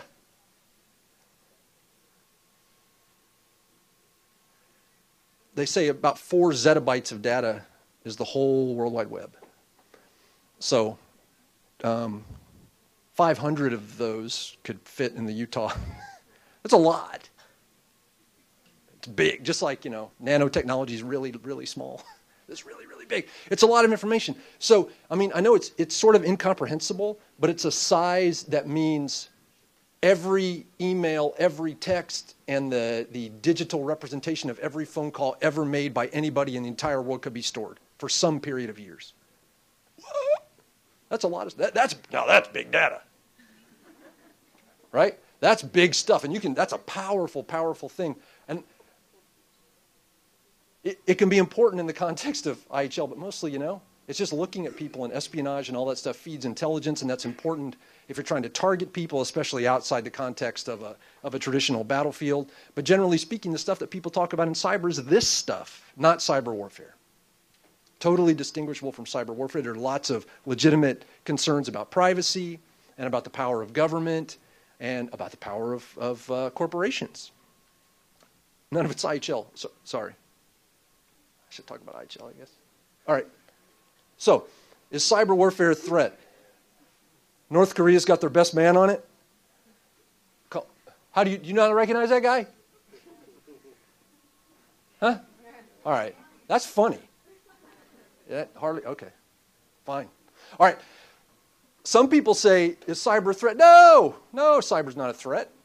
There's no threat from cyber warfare. Some people say this, and you're seeing this more. This bit of the conversation is starting to appear more in the press, where people are saying, look, it's been a whole lot of fuss about nothing, cyber warfare, get over it, no big deal. Well, so here's kind of the argument. And it's a good argument. For cyber, just like in anything else, where do you get a military threat? You get it from capability plus motivation, I think. Right? Because somebody can be like really big. If you're worried about somebody beating you up, they can be really big. But if you carry their lunch for them every day, they're not motivated to beat you up. Whereas if you kick them in the shin, but they're a lot littler than you, right? No threat. Dude, bring it, He's not going to try it. So, but if they're big and you kick them, that's a threat, right? So it's the same way in people are people. It's the same way in international relations. If somebody has a capability, a military capability, but they have no reason to use it, they're not really a threat. So in cyber warfare, most people, if you read the writing, talk about, there's a handful of countries that have a grade A cyber warfare capability, we think. So, and clearly the US, the UK, China, Russia, and some other nations that are growing. Some people say Israel, some people say France, Iran, some people talk about, anyway. And you can argue along the edges, and I don't really know. But those are the big players that people talk about. So those people have a capability. Do they have a motivation? And when you're sitting in the United States looking at it, you say, well, who's motivated to attack us? Well, Russia or China? Why? I mean, why would they attack the United States? And so that's what a lot of people that have this this position say. Look, the West may be, in theory, threatened by people that have a high level of cyber capability, but why would they come? Because they're getting all kinds of economic benefit from the West. So there's just no motivation. On the other hand, there are groups out there that might do whatever they could to damage U.S. interests or UK interests or German interests or whatever. In Europe or even in Latin America, there are lots of groups that would do things to damage their interests, but they're not able to because they just don't have a cyber capability up to that level. And it's more difficult than you think, because although individual hackers are all over the place and can do lots of neat illegal things, the internet itself is so big, it's very difficult to do much to it without a really, really capable organization like a military or intelligence agency that can engage in this kind of behavior. So this is, DDoS is a distributed denial of service attack. So this is a kind of cyber activity where people would, and you've heard of them, it would essentially they'd send so many emails to a website that the website can't respond anymore. It gets overwhelmed, so it takes it down. So sometimes when you go on, try to get on a website and it gives you a 404 error, or it says website not available. Sometimes it's because they're under a DDoS, what's called an attack, a DDoS event is happening. So the biggest one of those that ever happened just a little under a year ago, and it was thought to be the largest one ever that ever occurred, and it slowed down the internet for a while, maybe, in the UK. So, I mean, this is the biggest one ever put together, and really the difference is if you were trying to load, Google web page, instead of taking half a second, it took 2/3 of a second to load. Why is it so slow? Right? So it's big, and the internet, it's not only big, and remember we talked about how it sends the packets of information all over the place. It's self-healing and it's robust. If one bridge is broken, one router is down on the internet, it just sends it somewhere else. No big deal, no problem. You have to take down a whole bunch of them to take down the internet or even slow it down. So yes, this is a legitimate position that really there's currently not much of a threat from cyber. Okay. Now, why did I put that up there? Oh, look at the next one. This was not a cyber attack. Okay, did I put that? Not a cyber attack. So don't misquote me on this. But it's an interesting case to talk about because the same thing could have happened through a cyber attack. This was a dam in Russia, the Shushenskaya dam. And it was in, I think it was in 2010, maybe 2009, might have been 2009. This dam, they had taken one of the turbines. It's an electricity generating dam. They had taken one of the turbines offline because it was damaged and it wasn't responding correctly. Somebody at a remote station saw they had a need for more electricity somewhere, saw that turbine was offline and brought it back online, which they shouldn't have done. It was a mistake. They brought it back online. It spun up. It spun out of control, and it essentially killed itself and exploded in there.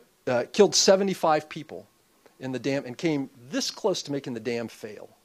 And if the dam had failed, like that picture I showed before, which I think was the Hoover Dam, it wasn't this one, sorry. But a big dam fails like that, 20, 30, 40,000 people can die. So if something like that happened, which could happen through cyber techniques, because if a human being is sitting at a keyboard sending commands somewhere remotely through the internet, guess what? It can be hacked. It can be hacked, and somebody can give the wrong command to the machine. So in theory, it could happen. That's not what it was, but in theory, it could happen. So this is the kind of thing people think about when they think about a cyber attack. What's next? Okay, so is it a threat? Yeah, it's a threat. Because we have this civilian infrastructure that's all wired in, right? It's wired together. And we want it wired together because it's a heck of a lot more efficient when it's wired together. You don't want to build a great big generator over here and have it work for this little village and only run at 30% capacity, and then have a big city over here that keeps growing, and you have a couple of electricity generating plants over here that are running at 100% 24/7, and then one of them goes down and nobody has power, and you got all that excess power over there. Of course you want to hook them together. You want the grid to be together. You want it to be run by a computer that's going to think about it better than a person will, that's going to distribute the electricity so that it's most efficient. And the same goes with your natural gas pipelines. All your industrial systems are going to run more efficiently with a machine. But there's a risk in hooking them together and hooking them to the internet. And the risk is somebody could hack in. And if somebody hacks in, they can do all kinds of bad stuff to civilian infrastructure. Right? So it's connected to everything. That's a problem. It's really, really fast. And is there something else on here? There are no pictures on that slide? Oh, okay, so next one. All right, crowdsourcing. So let's go to the next one. I like that guy. I don't want to miss him. Right, so transportation systems are at risk from cyber warfare. And I guess it's a theoretical risk, but what kinds of things could happen to a transportation system? Anybody, come on, put on your bad guy hat.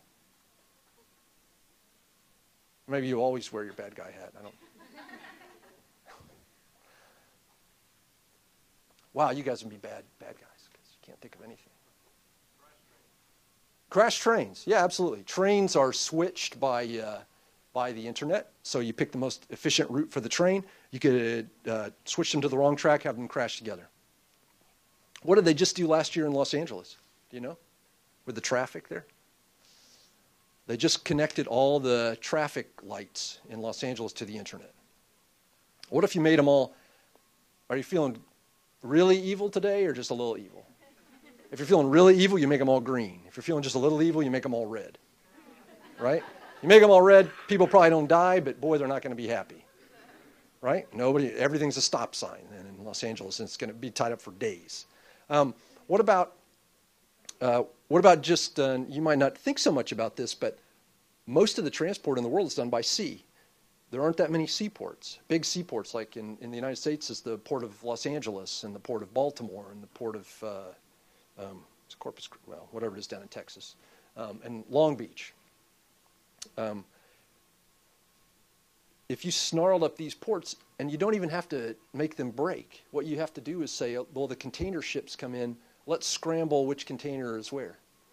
So, yeah, you go, instead of getting Hershey's, you get toilet paper, or, instead of getting computers, you get, Lord knows what. I'd rather not say. But you could you could make people hungry that way, right? You could make it so that people can't get the food. They can't get the food delivered to the middle of the country, wherever it is, away from the port. These are dangerous things with real impacts on civilians that could happen even now. They could happen even now. They haven't, we don't think yet, but they could happen anytime. So yeah, I think it's a risk.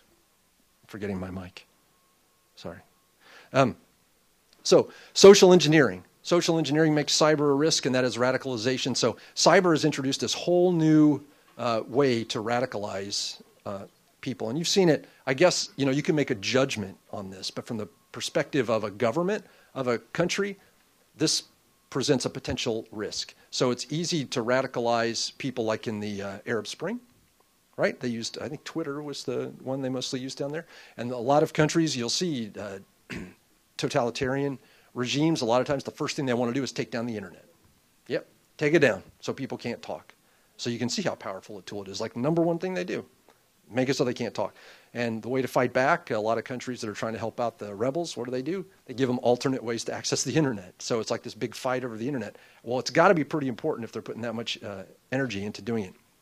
I put this cartoon up there. There's a site called The Oatmeal on the internet. I don't really recommend it because it's not all that great. But there was a guy, they used to host comics that were copyrighted. And a guy complained about it, and he hired a lawyer. And I'll tell you how powerful, as an individual, the internet can be. This guy who runs the site mobilized all his readers against this lawyer. The lawyer who was doing his job, and you got to love lawyers. Who doesn't love lawyers? Anyway, he gets all his readers together, and they essentially ruined this guy's cyber life. So, he had to give up his Facebook account. He had to give up all his online accounts. He had his email. He had to give up his email and everything because they just bombed the guy constantly. And this is just one guy on here doing this, and he ruined it. It's an interesting case study, and you can read it if you want. It's the oatmeal thing. I can't remember the name of the guy, but you could find it.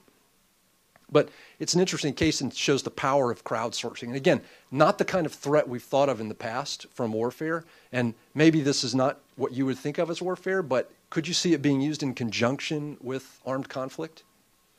This kind of social engineering or social manipulation online? Because people essentially now, I think some sad people, live online.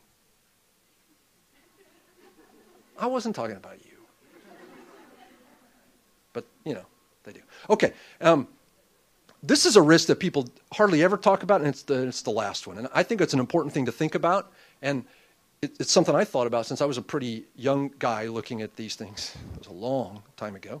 And it's that the promise of cyber warfare, people always looked at cyber warfare as a way to be more humane in war. This is kind of what we were thinking about early in the day. It's like, well, if you could shoot somebody or drop a bomb on a communications facility and kill the 10 people who are inside, if that's one choice. And choice number 2 is use a cyber attack to make it so they can't communicate, so they're useless, and they just sit there like a rock.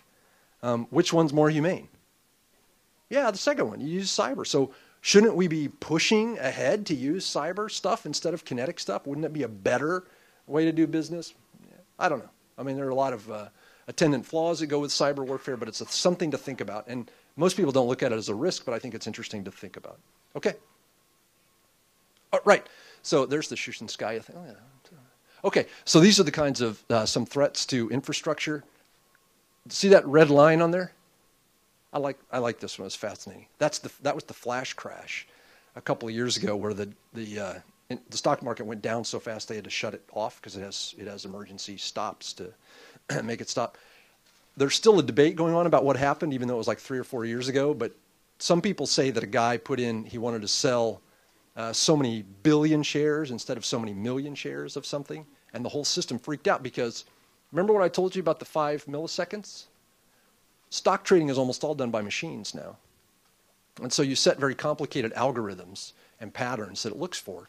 And when the machines saw the pattern, saw that many shares being sold of a certain stock, they reacted. It tripped their reaction. And when they reacted, it sold a whole bunch more shares. Other algorithms saw that, and they reacted. And suddenly the whole stock market's like this. And that's real money. That's real money. So that's an effect on the civilian population. It's not the kind of effect we normally think of in IHL.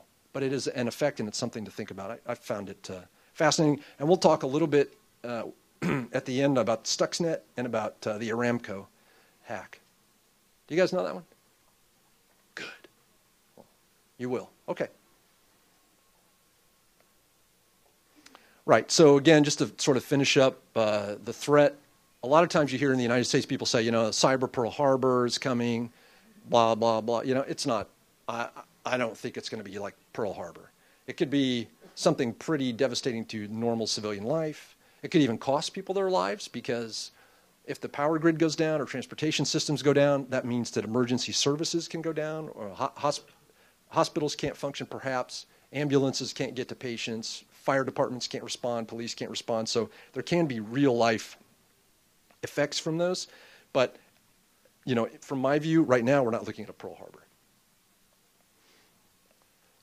I put the bottom one on there because, again, it's not something you might necessarily have thought of, but I don't know if you remember, I think it was just last year, in Cyprus, they had the problem with the banks. They just had to close down because they were having all these financial issues, and people couldn't, I guess it's a lot of people use cash in that economy. It's not so much a plastic economy, and people couldn't get to their bank accounts to get money, so for a couple of days, people that normally would have plenty of funds to get them by had to go to food banks to eat. They had to get donated food so they could eat because they couldn't get to their funds. Well, banking systems, of course, have been a target of cyber attacks forever. I mean, that's something that people have tried many, many times to go after. So, again, another civilian infrastructure threat. Not the kind of things we think about usually, but cyber threat. Oh, law. Law of cyber warfare. Here we go.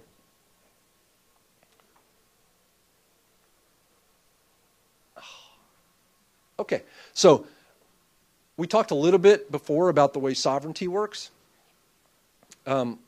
We should think about in terms of cyber whether or not geography is completely tied up with sovereignty. Most of the time, are you guys familiar with the concept of sovereignty? Good, explain it to me then. It's hard. I thought I knew what sovereignty meant, and then when you start trying to drill down and figure out exactly how cyber concepts apply in traditional sovereignty, it's difficult. It's very difficult to figure out exactly where it applies. And because sovereignty, I think, from the reading I've done, the concept historically really just came from geographic notions. Sovereignty was all about this, this is my border right here. I own all this stuff in here, and within this space, I am sovereign. I am king. What I say goes in here. And if you come in here, you're subject to my dictums. Right? I'm going to tell you what to do when you're in here. And don't you come in here and try to tell me what to do, because this is my sovereign territory. Territory, which is land. Right? Well, we've extended the notion of sovereignty into territorial seas, airspace, Not space though, right? Stops. It stops somewhere up there before it gets to satellites. But airspace, territorial seas and land. But that's sovereignty. Not this thing where 1/1,000,000th of your email zipped across a router that happens to be sitting here on these cables, right? I mean, maybe that's sovereignty, but how do you patrol that sovereignty? I mean, you want to guard your border? You build a wall. You put a bunch of guards there. You want to guard your coast. You put your Coast Guard out there. You want to guard your airspace. You have anti-aircraft weapons. You put planes in the air. What do you do when you want to guard your cyberspace? Well, you can guard it really, really well by unplugging, right? Just unplug. No, forget that threat from the internet. We're unplugging. But then guess what?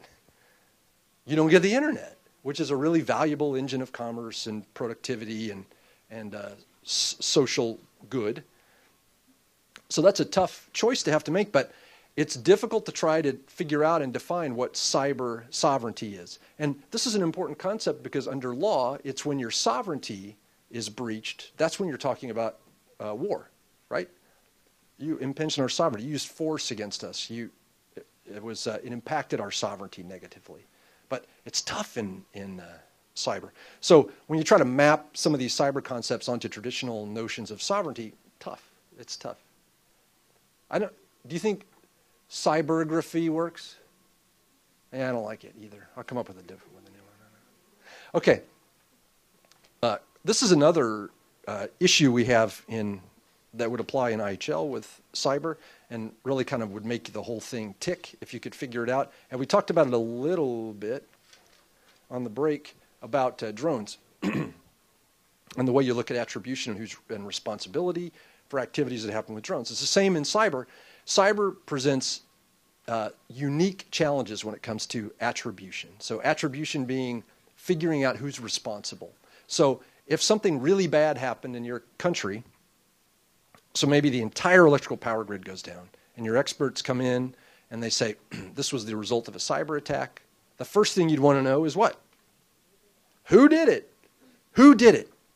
Well, how are you going to find out who did it? Well, you're going to do some forensics on the internet, call an expert, they look back, blah, blah. Eventually you get to first of all, you're going to find a spot of the attack originated here.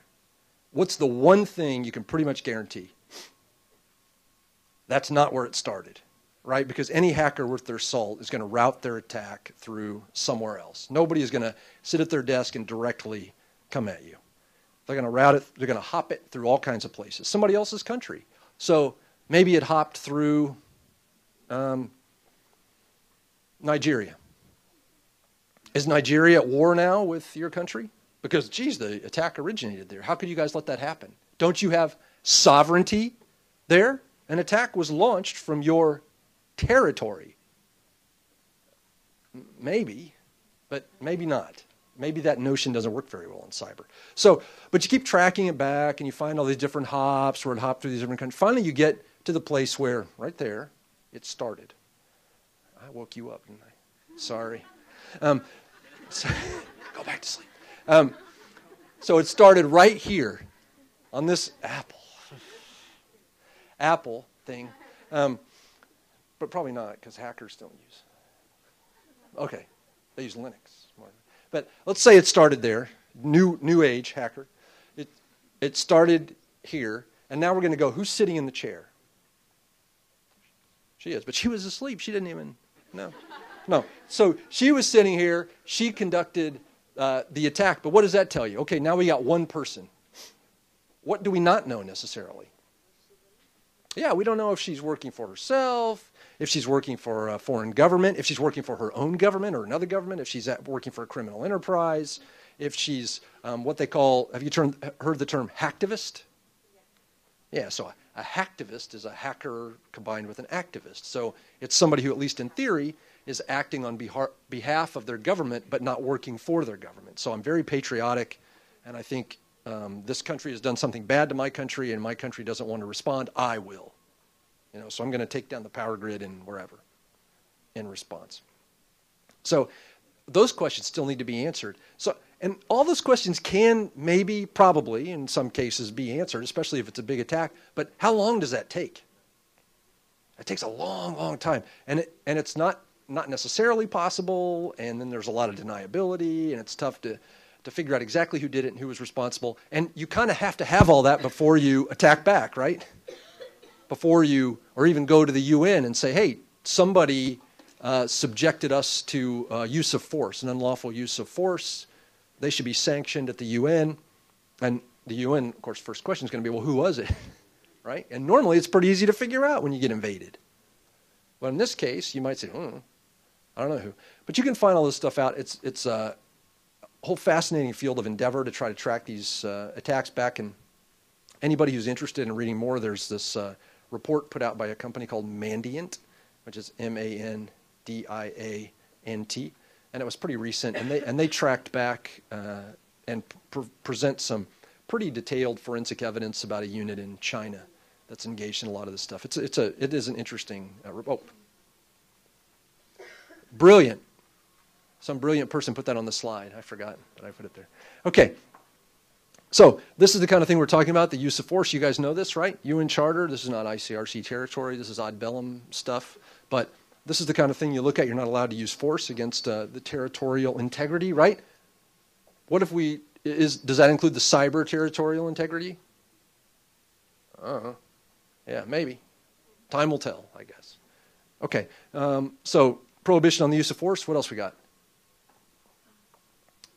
So now we have to figure out what constitutes force, and sort of generically speaking, some of the opinions we've had indicate that arming guerrillas could be a use of force. Economic warfare, what some people call economic warfare, is not very generic statements, but just to kind of lay down some markers.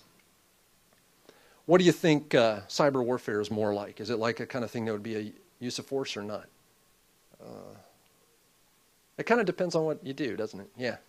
Yeah, I think it does. It could be either one. Okay. So, and again, this is one of the reasons why it's important, is that Article 51 gives nations an inherent right of self-defense, as it's laid out. So if they're the subject of an armed attack, which is to most countries different than a use of force under the Charter, but if you're subject to an armed attack, you can engage in self-defense. So that would mean if you got to the point where you decided a certain cyber activity constituted an armed attack, the victim country could use kinetic force or military force in response. They wouldn't have to respond with cyber. They could respond with bombs and bullets. So it's a big question that needs to be answered and hasn't been answered yet. But I think armed attack is going to be a tough one. That's a tough hurdle to get over with cyber. That's how do bits and bytes turn into an armed attack. An attack, maybe, but an armed attack? Maybe not.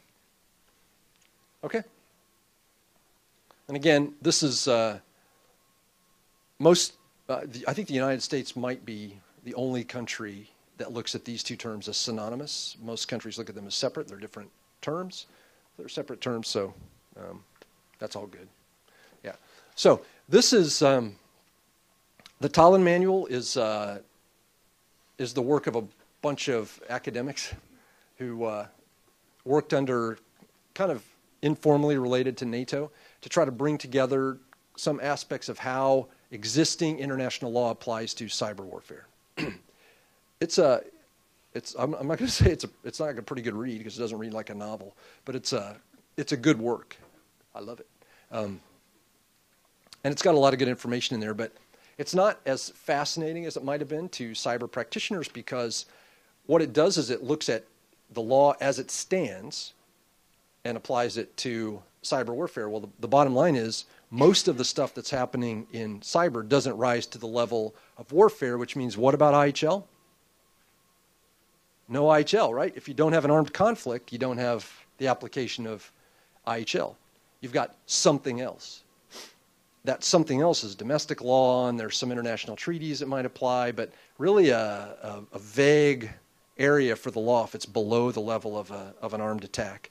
And so most of the stuff in the Tallinn Manual talks about the way the law would apply if a cyber activity got to the level of an armed attack, but that's just not happening very often or at all.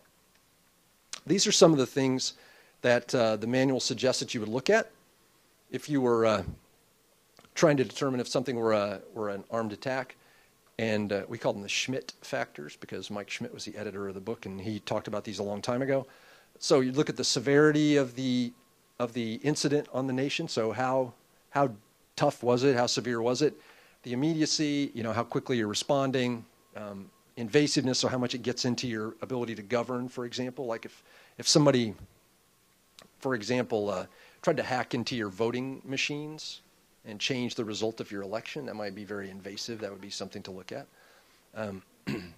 Not that would happen. Whether it looks like a military character, whether the state's involved, etc. So all these factors, they're spelled out more in the manual, but these are the things you look at to decide whether or not it's suggested that you look at to decide whether a cyber event would be unlawful or an armed attack. Okay?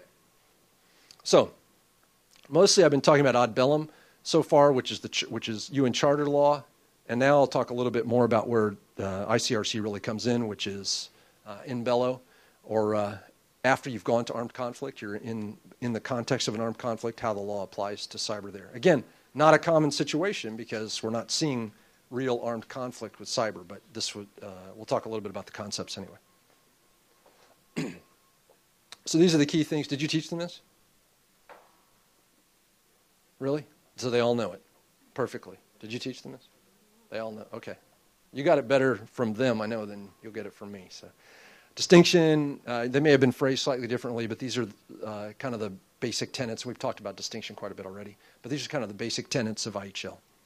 Okay? Was that good? Did you all know it? Okay, now there's the test because they're gone. No. Well, those are important. Those really are the foundational principles of IHL, so they're what we really look at all the time when we have IHL. Does anyone have any questions? Because I just realized I'm yapping on at length and nobody's interrupting me. So ask me something.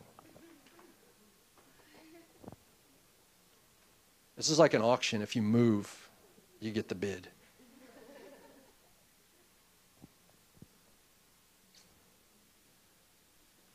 That looked like one. Nothing? Oh, that was definitely a bid. Yeah. Yeah. Well, you own it now. All right. I have a question from earlier. When you were speaking about the drums, I wanted to ask you, in reality, how much control does actually the international law, international bodies like UN and the Security Council, all those organizations, how much control do they have on what a state can do and cannot do with the drums when they want to attack? Do they get permission from them, or they just go out and do it and whatever? I just want to find out. Yeah. So, I mean, in theory anyway, a country would take a complaint about another country that they'd been, because it's never lawful to start a war. That's always going to be illegal. So a country who was the victim of somebody else who did something that would constitute starting a war, so they used force against them or attacked them with arms, they would go to the UN and ask for a UN resolution authorizing a use of force, authorizing them to respond to the other country. Sorry.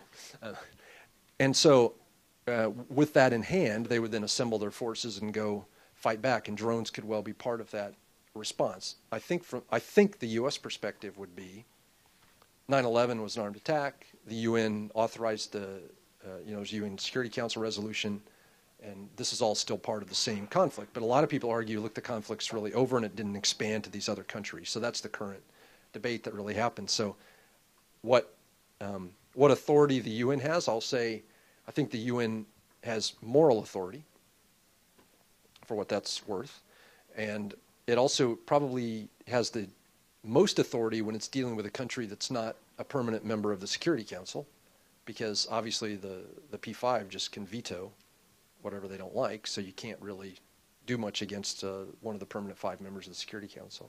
So it's just a function of the way the UN was established. But as far as day-to-day control, very little.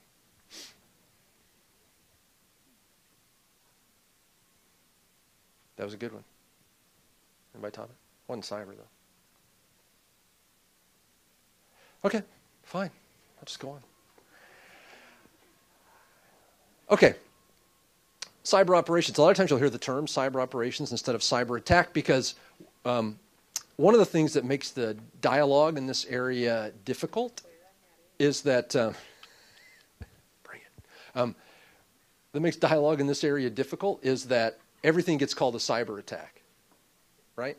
Everything's a cyber attack. And part of the reason for that I can sympathize with because there isn't a better word. Let's have a contest. If somebody does something to your computer that makes it so things on the internet take 12 seconds is the key. If it goes over 12 seconds to load a web page, people won't go there. Did you know that? It's true. Studies show. But let's say everything that you try to load on your computer or your phone takes 30 seconds. Every time you click, 30 seconds, you got to wait till it comes up. So really useless. Throw it away. It doesn't work anymore. Is that an attack? So that you would pull out a club and beat the person in self-defense? Is it? I would, damn it. No, I don't think so. I don't think it's an attack. So we got to. All right, this is your mission. We got to call it something else. We got to call it something. Got to call it something. What are we going to call it? It's not a cyber attack. What is it? Got to have a headline, right? You're working for the Times, the Post. Need a headline. Everybody's web pages are taking 30 seconds to load. This was a cyber something. What was it? Cyber operation. So boring. But, okay, all right. If we get nothing better, we can use that. What else? Come on, somebody, snappy. Let's have it. I got one.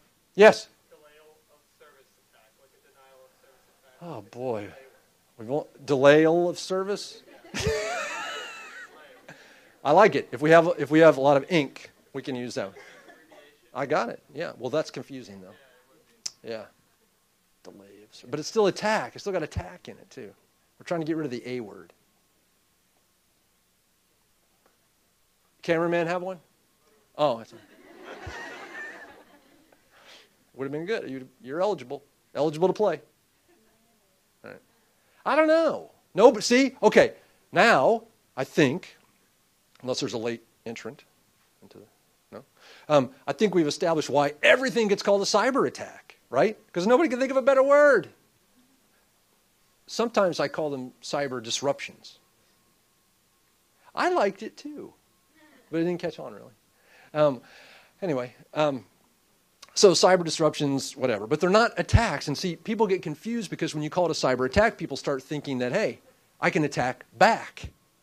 But when I attack back, I don't want to use cyber. I want to use something else, like lead, bullets. Well, that's not going to work because it's not really that kind of an attack.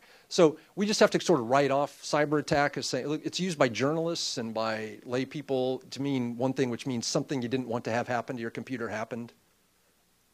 But it's not really an attack. We'll just call it a cyber attack. So tough terminology. So cyber operations is the generic term we use when we're trying to bring in all the stuff that doesn't necessarily get to the level of an attack.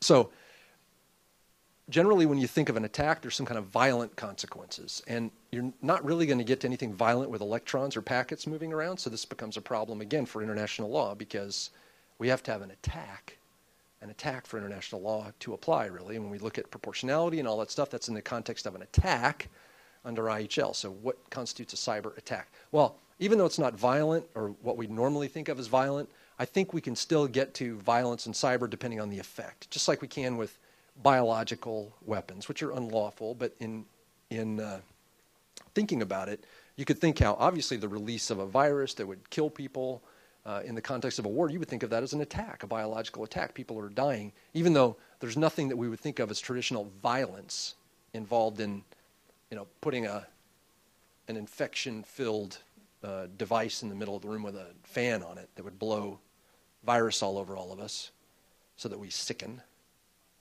right? Like that person who'll be sitting next to me on the plane today, probably, coughing. No, but this...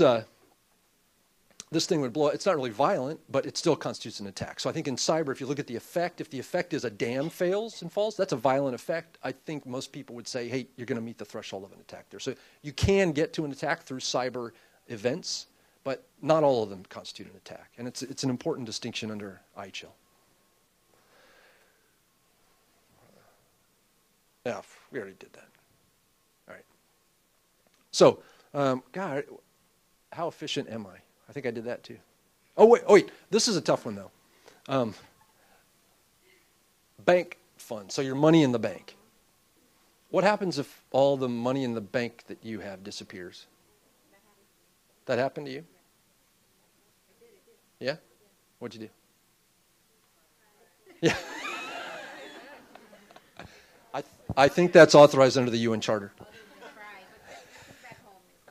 Uh-huh.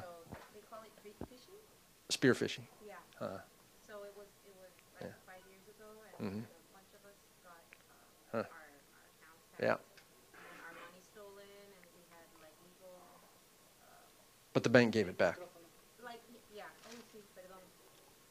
like 5 years later, the bank gave it back. Wow. So, some of it, not all of it, because we had to pay, all the legal. Yeah. But it was incredibly shocking. Yeah. To go to your account and you have a certain amount and then there's nothing there and you're like, what happened? I mean, I didn't even know that existed back then. Yeah. It does. And it did. Now I know. Yeah. So money disappears. Some people would think, hey, maybe not a traditional attack, and particularly if you do something more creative than just stealing money, which was probably a criminal event as opposed to a state-on-state type event. But if you really wanted to disrupt a country's economy, maybe if you could get access to financial systems or a bank, what if you could just go in and delete the balances of 10,000 bank accounts? That'd be pretty disruptive to a country. You know what'd be worse? If you went in there and took 10,000 bank accounts and mixed all the balances around. That'd be worse. Why? Because the people whose balance went down would complain. The people whose balances went up would not say anything, right? So then the bank would be going, wait, what happened? They'd have to shut the whole thing down to figure out, to sort out what happened. Whereas if your bank account, your money just disappears, those people all come in, they get their money back or don't get their money back, whichever, but it's done. This one, you lose confidence. And this is a big deal in cyber. You can use cyber to have people lose confidence in systems, and that can be just as disruptive, but it's not well addressed in international law, in IHL. IHL doesn't really look a whole lot at just disruption of things. They're looking for attack. Attack is the basis of international law. And a lot of these things don't really qualify as attacks. They're disruptive. See, look at it. It's got that ring to it. Cyber disruption. I like it. Okay. So this is another one. I guess if somebody were really wanted to make sure they didn't violate IHL, they could look at some really creative things that they could do with civilian infrastructure, which should be our concern in humanitarian law. Look at some really creative things that they would do that wouldn't break anything. Because if you break something, it's pretty easy to argue that was an attack. But you can disrupt things without breaking them, and some of the examples are up here. For example, one of the things that somebody might consider would be, let's say you go to the air traffic control system. This is the thing that makes planes safe to travel around near each other. And say if the system were taken down, a lot of people would say that's an attack because there can be a kinetic effect. You took the system down, planes crashed. That's a kinetic effect. That's an attack. What if you don't take the system down, you just disrupt the system and make it sort of burp once in a while? So maybe for 5 minutes out of every hour it doesn't quite work, right? Or it's giving funny signals back. And then maybe 20 minutes next hour, and then it goes a few hours and it works, and then it doesn't work for a little bit the next hour. Would you want to get on a plane? Oh, well, I wouldn't. I don't think really anybody would, even if it just once in a while happened. But it's not broken. It's not broken. You just messed with its functionality. And we don't normally think about that as being an attack in IHL. It's a unique thing about cyber operations, right? That they can just be disruptive and be maybe worse or almost as bad as being destructive, but not rise to the level of attack. So tough stuff to address. And we talked about some of those things already. Okay. So distinction The Thailand manual has a couple of provisions on distinction. The provisions themselves aren't necessarily all that interesting. Distinction applies in cyber just like it does in traditional IHL. So these are things that would be either off limits, like the hospital there, or problematic, as the other things are. So up here have represented obviously the hospital is going to be off limits too, but how do you know that your operation is aimed at a hospital in cyber? Oh, yeah, maybe you do, maybe you don't, but there isn't any way to put like a Red Cross or a blue H or whatever it is that you'd want to put to mark a hospital. You can't really do that in cyber. You can name your website a certain thing. You can give it a certain .gov or whatever, a certain domain, but it's not necessarily going to be off limits, especially if the attack isn't very distinct. So it can be very difficult. Is this bigger? Weird. Electric power grids, we've talked a little bit about that, but that's what's called a dual-use target in IHL. So the electric power grid mostly probably supplies the civilian population, but it might also feed, especially if you look at transformers that are right outside a military installation, they might be primarily dedicated to supporting a military installation, which might be a lawful target in war. But you'd have to balance the damage that you would cause to the civilian population. So you have to be careful. I think I've run the battery out on this because I've talked so much, because you guys aren't talking enough. It's your fault, really. So this one thing over here in the bottom left, that's just a big stack of money. So we talked about that before. And this is problematic because I guess money, a big stack of money, and you blow it up, or you burn it, I guess that's damage, right? But that's relatively easy compared to, as we sort of talked about before, the electrons that represent money in the bank. So what if because you're not even destroying those electrons, right? Even if you zero out an account, the electrons aren't destroyed. They're floating around as part of somebody's iced tea or whatever, right? Nothing's destroyed. It's just that your value went away. How do you deal with that in humanitarian law, where the whole system is based on violent consequences and attack? Is it an attack? Nothing's destroyed. Value is lost, but it's only value because we say it's value. And whoo, tough. It's tough stuff. Okay, too hard. Let's go to the next one. Now, distinction here too. Sometimes when you think about combatants, those guys in the flight suits, that's fairly simple. If you were involved in an armed conflict, those would be lawful targets. What about the computer geeks there? I mean, if they're sitting, first of all, it changes the whole concept of operations for the military, because those guys are going to more than likely sit far, far from the battlefield. Halfway around the world, maybe, they sit, just like the drone pilots do. Halfway around the world they sit. So they're nowhere near the battlefield, and they're not distinct in any way. They're just computer geeks who happen to be operating this computer. Are they lawful targets in warfare? Maybe. But if they're doing things that result in a cyber attack, I think they're lawful targets. But what's a cyber attack? And so we're always back to that definition of attack that drives so many of the answers in IHL. And if you don't have a good definition of attack, you're kind of lost. It drives everything, and we just don't have a good definition yet. I don't think. Okay. Okay, proportionality, we already kind of talked about that. It can be more challenging in the cyber realm, but that's good. Okay, precautions. AP1 requires that nations take certain precautions in attacks. So essentially, this is the kind of rule, the way I think of it is, it's the rule that says, yeah, we applied all the rules, the attack is lawful, I want to drop a bomb, and now I'm ready to drop the bomb, and I didn't know this was going to happen, but now I see a child running onto the target. Do I drop the bomb?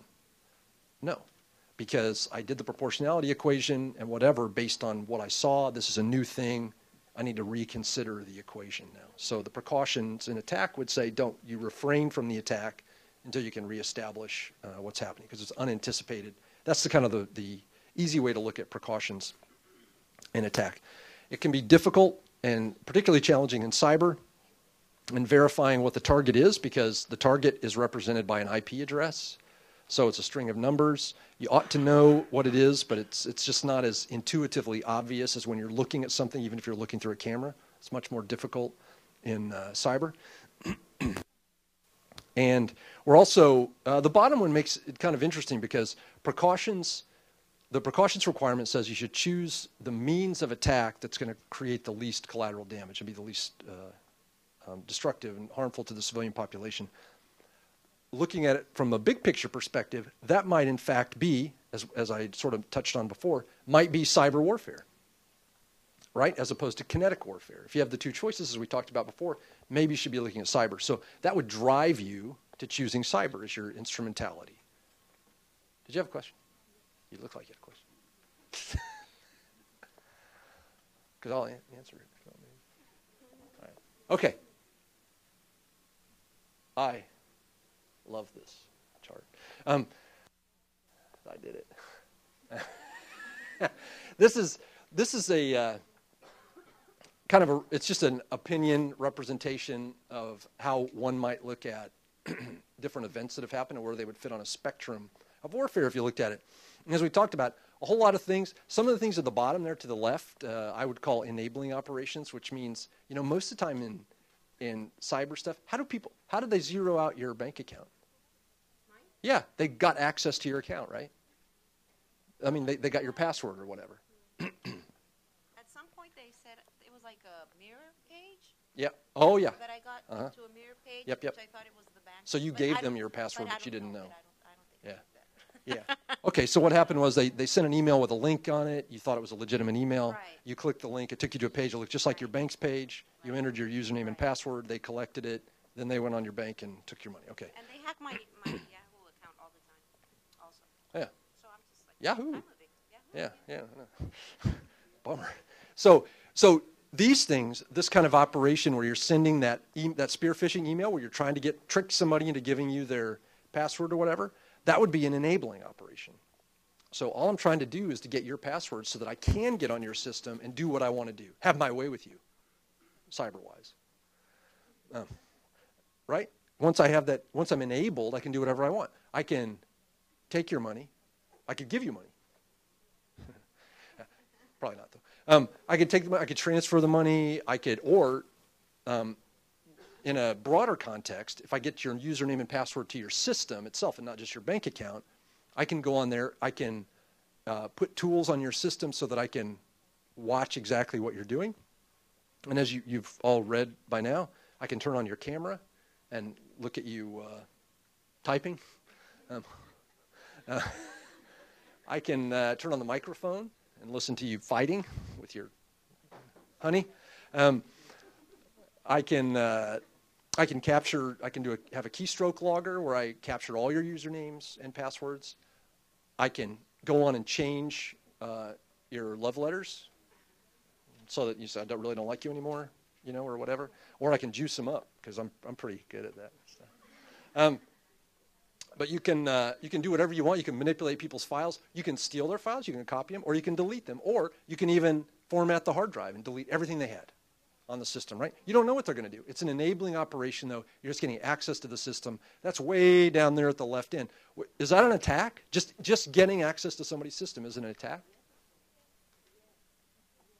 So you could shoot them. I don't think so. This is problematic in cyber, but I think somebody just getting access to your system, I think that's just some kind of it's criminal. Well, yeah, it's criminal. It's criminal, but they haven't done it. If they're just getting access, they haven't done anything yet. They're just there.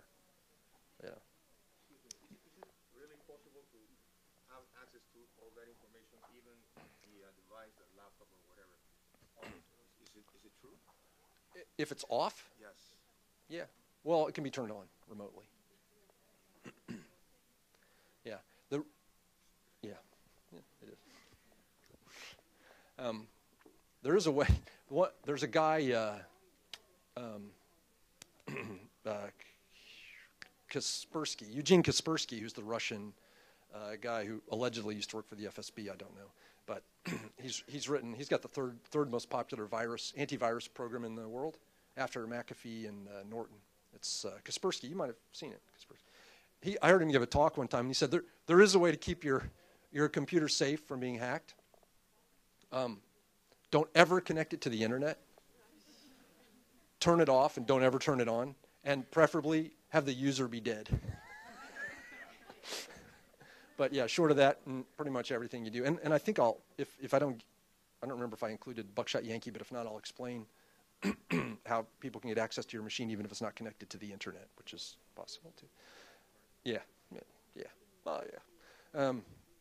So, okay, let's look at some things in context here. So, have you heard about what happened in Estonia? Huh. They ate boiled potatoes and cabbage. No. Estonia's a really nice place, actually.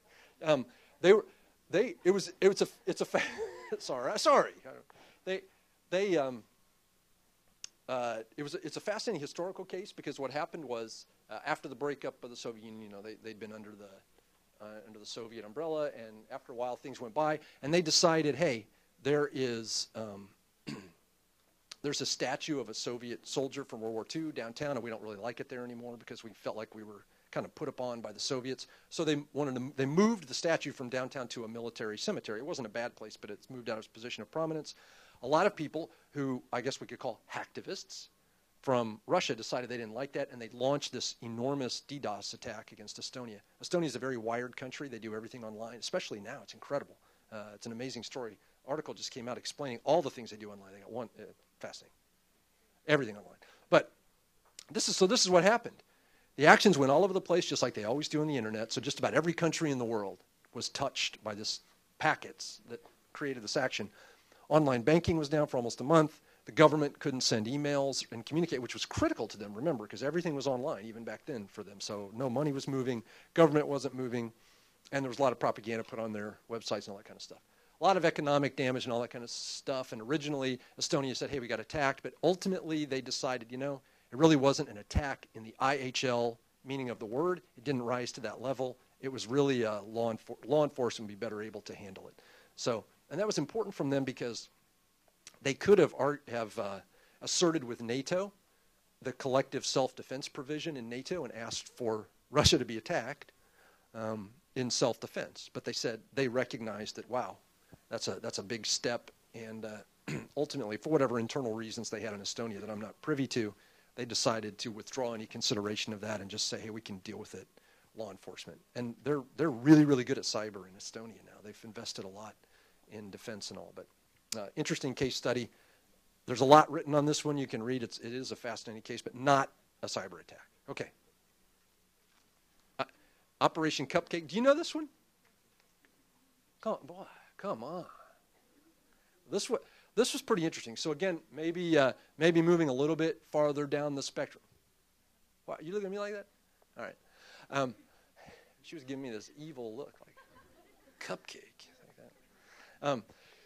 So this guy Anwar al-Awlaki was publishing this magazine, Inspire, that had a lot of anti-U.S. propaganda and anti-Western propaganda and all that kind of stuff. But the thing that really was upsetting in this one to people in the West and NATO was that it included a recipe for how to make explosives and explained how to do it and what tactics you should use to try to blow people up. It was part of a campaign, I think allegedly, to try to get people in the United States, civilians, to attack inside the United States. So this thing was set to launch on the internet where it would have gone out through all the Al-Qaeda forums and been picked up and all that kind of stuff. It was reported much later that before it was launched, GCHQ and MI6, which are British, as you know, intelligence agencies. GCHQ is like NSA, basically, and MI6 is like the CIA, more or less. They went in and replaced, as I said, you have access to the system. What can you do? You can read it, delete it, change it. Well, they changed it. They changed that part of the magazine from the bomb-making instructions to a cupcake recipe. So, which I'm sure they thought was very funny. I'm guessing the Al-Qaeda not so much. But anyway, so that's what they did. Is that an attack? They're cupcakes. It can't be an attack. Yeah. No, I don't know. I mean, I don't think it's an attack, and I certainly don't think it would rise to the level of an armed attack under IHL. So again, not the kind of thing that you'd be going to war over under IHL. Okay. So this is Aramco, and this is fairly recent. This was just less than 18 months ago. You remember this? Come on, now that it's up there. Shamoon, come on. Okay. This was Aramco's the Saudi Arabian oil company. And it actually also affected Razgas, which is the Qatar gas company. This virus got into their systems, and it was never clear in the press exactly what happened, but essentially it apparently got onto the master boot record of the system. If you're familiar with computers, that's the part that allows your computer to start. So if that is corrupted, your computer won't start. You'd have to reload, at a minimum, reload the operating system, maybe replace the BIOS chip, which is, anyway, damage the computers. I don't know if it physically damaged them or not, but I do know that it was reported that Aramco trashed 30,000 computers, which is a lot of computers, and got new ones to replace them. There were a lot of people that said this was Iran's response for Stuxnet, which we'll talk about in a minute. I don't think that was ever proven, but that was a suggestion. But 30,000 computers had to be replaced. Is that an attack? Anybody? Got to vote. Was that an attack? It's like the UN. Everybody's mumbling. Indeed. No, I don't know. I don't know. I think there's a reasonable argument that that's an attack. And part of it would depend, I think, on whether or not Aramco decided to get rid of the computers because they were afraid of reinfection or because they were actually damaged. So if they were physically damaged, obviously you can envision a situation where if I had a virus that I could beam into your Apple there and make it explode, that would be an attack, right? I mean, that's easy. But what if I just, as they say in the trade, brick the computer? So I make it, I ruin it so it's useful only as a paperweight, right? So it's turned into a brick. Is that an attack? I don't know. Maybe. I mean, I think there's a reasonable argument that it's an attack because something in the physical world has been damaged or destroyed. So that's a rational definition, and maybe that'll be the definition down the road. That's the definition that's suggested in the Tallinn manual. But anyway, it's not well settled in international law what it is, but that's a possibility that could be. Okay, well, all right, Stuxnet. Okay, this is the mother of all cyber attacks, I think, and certainly it's the biggest and most interesting one that's been reported in the press. You do know Stuxnet. Okay, well, before we get to Stuxnet, I do want to tell you, because I don't think I have it in here, I'll tell you about Operation, it's called Operation Buckshot Yankee, and I know that's a stupid name, but I don't have a better one for it. That was the name given to it by the U.S. military. It's now been reported in the press that apparently some guy this is not this one, right? Everybody clear on it? Okay, Buckshot Yankee, OBY. Some guy deployed in Afghanistan, I think, an American soldier, found a flash drive in the, I don't know, in the toilet or somewhere on the floor outside, found it, and put it in his computer. So rule number 1, don't find flash drives laying around and put them in your computer. Okay, it's bad hygiene. No, I won't go there. I really want to, but I won't. So don't just stick it in the computer, which he did.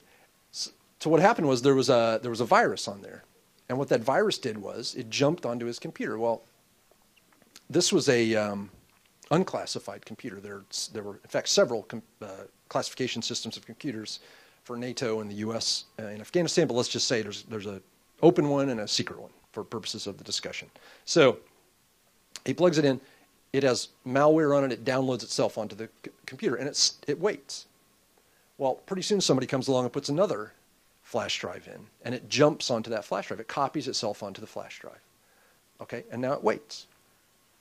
And somebody took that flash drive, because this used to be not uncommon, and takes it over and plugs it into a secret computer, which is not connected to the internet. It's connected to the secret internet, which is separate, more or less. It's separate, more or less. So plugs it into the SIPRnet, it's called, and that malware on that flash drive jumps onto that one. Right.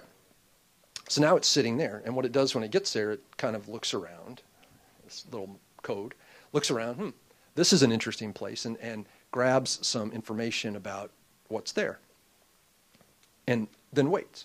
And then somebody puts another drive in, it jumps with its information onto that drive, and then eventually that drive makes its way back to the unclassified one, and it jumps from that onto the unclassified one, and then it goes out to a pre-programmed internet address and says, hey, this is what I found on these various computers that I was plugged into, and the boss back there says, oh, this one looks interesting.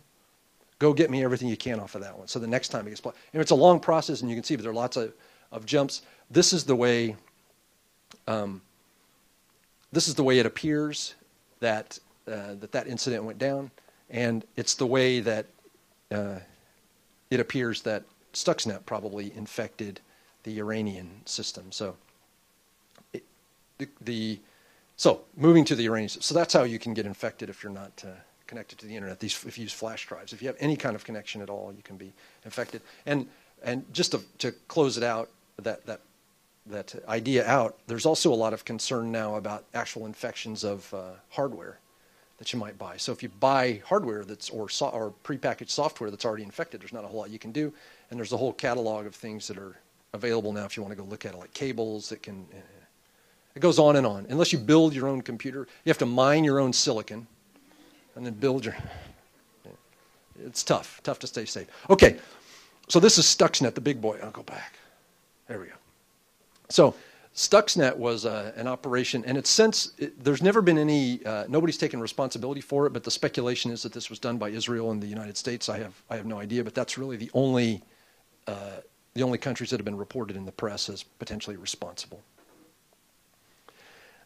Stuxnet was a worm that was sent out wild in the internet that jumped onto a bunch of computers, most of them in Europe, a lot of them in India, a lot of them in the Middle East, a lot in Europe, not many in the Americas, but some. So it could be on your computer even. So from the internet, it jumps onto your computer. And again, this was a pretty big program, much bigger than most malware programs. And it kind of looked around at your computer, and it said, it looked around and it asked your computer, are you connected to a utility, a certain kind of utility device? So kind of up here. So it's queries. Hey, are you connected to this or not? And if you say no, then what it does is it sends itself to 3 computers from your computer, and then it just turns off and just sits there. Okay, only 3 though. So this was built into the program. Most programs wouldn't have that built in, but this one said, I think it was 3. And it was a limited number. Very unusual. So then eventually it keeps spreading and spreading and spreading. Eventually it gets to one, and it says, hey, are you connected to one of these? And the guy said, as a matter of fact, I am. And so then it said, oh, great. So what apparently happened was it got there from a flash drive. So it got put in the one that wasn't connected to this. And anyway, the industrial system that it was looking to be connected to is one that runs nuclear centrifuges. And it happened to be one that apparently was known that the Iranians were using to enrich uranium for their weapons program. So it jumped onto the system and said, oh, you are connected. Well, then I have work for you. And the work I'd like to do is, what would you do if you were trying to stop the Iranians from developing nuclear weapons and you had access to all these centrifuges, which are really, really expensive and sophisticated? What would you do? They spin really fast. Yeah. Yeah, make them spin really fast. That's what I would have done too. They're more creative than that. Because the problem with that is, if you have them spin really fast, people can hear it. And a few of them break and they go, whoa, something's wrong, disconnected, we got to go figure out what's wrong here. So instead of that, apparently, this program said, spin really fast for a while and then slow down really fast. And then spin up and then slow down. And that apparently on this delicate machinery, the spinning up and slowing down wears them out incredibly fast. So instead of somebody hearing it, they were damaging themselves all the time and seeming completely normal. But the thing is, there were sensors there that would say to the operators, hey, these things are not spinning at the right speed. They're damaging themselves. So we have a problem there. So another part of the program was this guy, the Obi-Wan part of the program, who said, this is not the malware you're looking for, right? And it told all the gauges and the sensors to say, everything's good. Everything's good. It's all fine, right? So it was another part of it that covered up what was happening. And so all these things happened. And apparently, the news has reported, the Iranians were so frustrated these things were failing and they didn't know why, that they actually had a person go sit next to them and see if he could hear, because they knew the sensors weren't telling them the right stories. They had somebody sit in there to try to detect what was happening. And they still couldn't. In the end, about 1,000 of these things were destroyed. Okay. And there's been various speculation, maybe it was a good thing, maybe it was a bad thing, I don't know. But some people say it set the program back 2 years. Other people dispute that, so I don't know. But what I do know is they were destroyed, essentially. Is that a cyber attack? I think it is. I think it is. I think it's hard to argue that this one's not a cyber attack. I think this one really is a cyber attack, and it's the only one that we have that's solid, and most people agree that it was a cyber attack. So this makes things a lot more interesting, because although you can argue that it was, maybe you could say under ad bellum law, charter law, it was a use of force and not an armed attack. One of the interesting things about that is the U.S. equates the two. So under the U.S. theory, Iran would have had, if they could prove the U.S. did it, would have had the right to use armed force in response, which is kind of an unusual thing. Not just cyber force, but armed force. Kind of different. Okay, so that's Stuxnet. Any questions about Stuxnet? It's an interesting case. There's lots out there written on it. It's very, very interesting. Okay, so Stuxnet's kind of on the far end of the left, because I think it's a pretty good example of an attack. Do we have anything left? What do we got? No. Yes. Glorious. For all of us. The end. I have time if you want a question. No, great.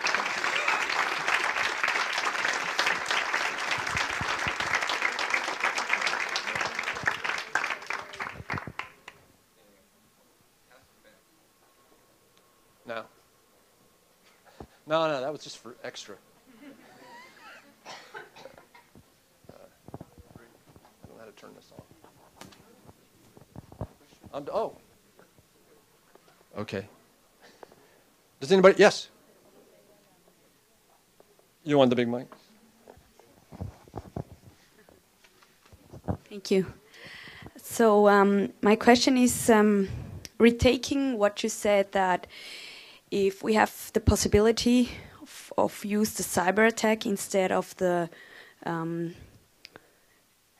classic way of doing war, if we say it like that, I just ask myself if that, or in how far is that a contradiction itself, because it is maybe less harmful or has less collateral damages on one hand. But on the other hand, moving to a cyber attack implicates also to move to a gray zone where a lot of concepts and way of acts are not clear, have no legal frame or standards.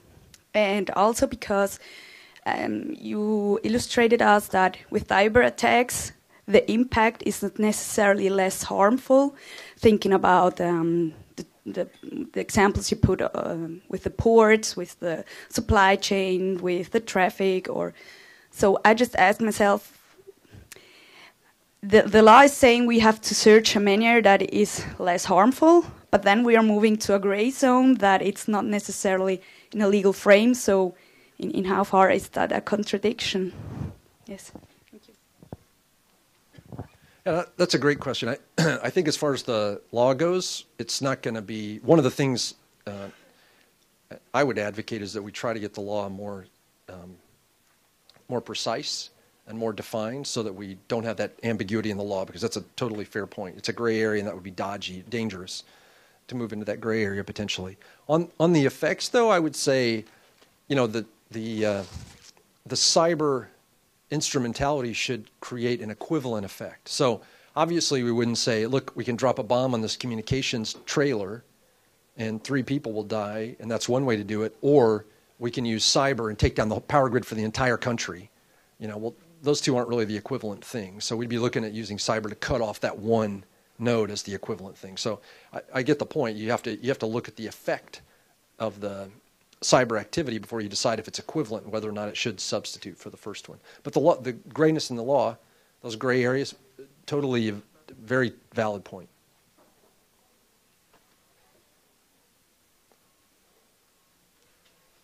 Anything else? I got time for one more.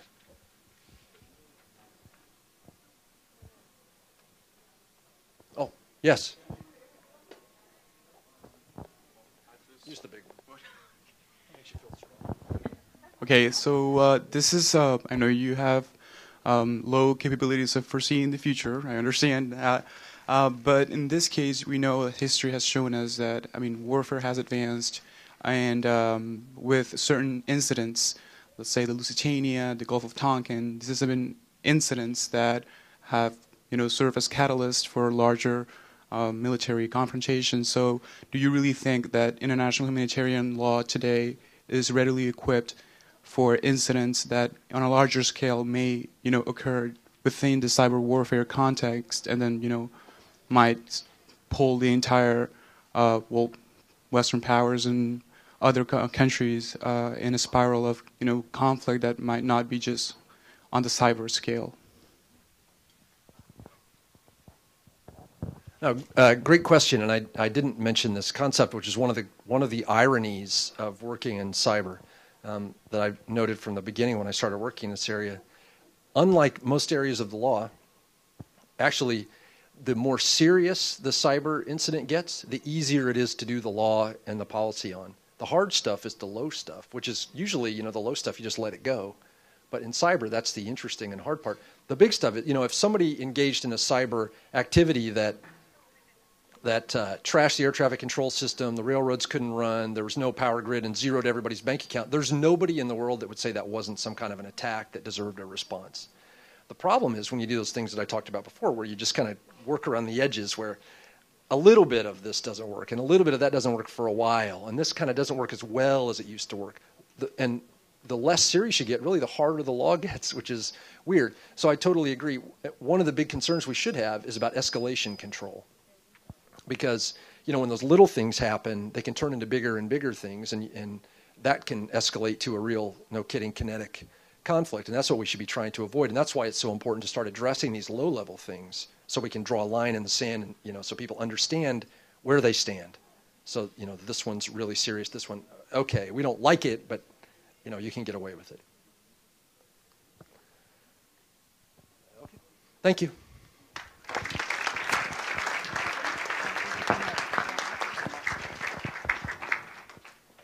Muchas gracias por su interesante exposición.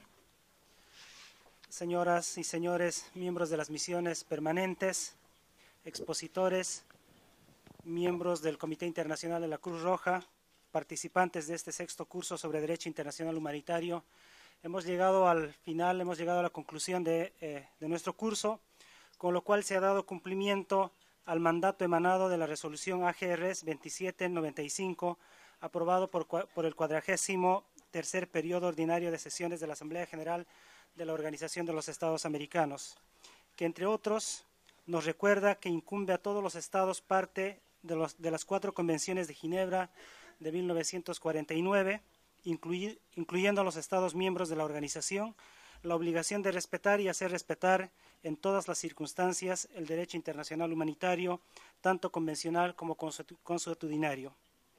El día de hoy hemos tenido presentaciones bastante didácticas que han contribuido a nuestro conocimiento e información respecto al derecho internacional humanitario.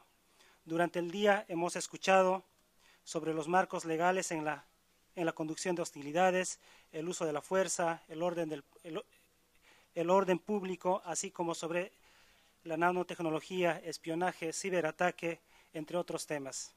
Esta información seguramente nos ha generado nuevas preguntas y también algunas preocupaciones, lo cual debe permitir seguir trabajando en el fortalecimiento del derecho internacional, así como evaluar los nuevos desafíos del derecho internacional humanitario.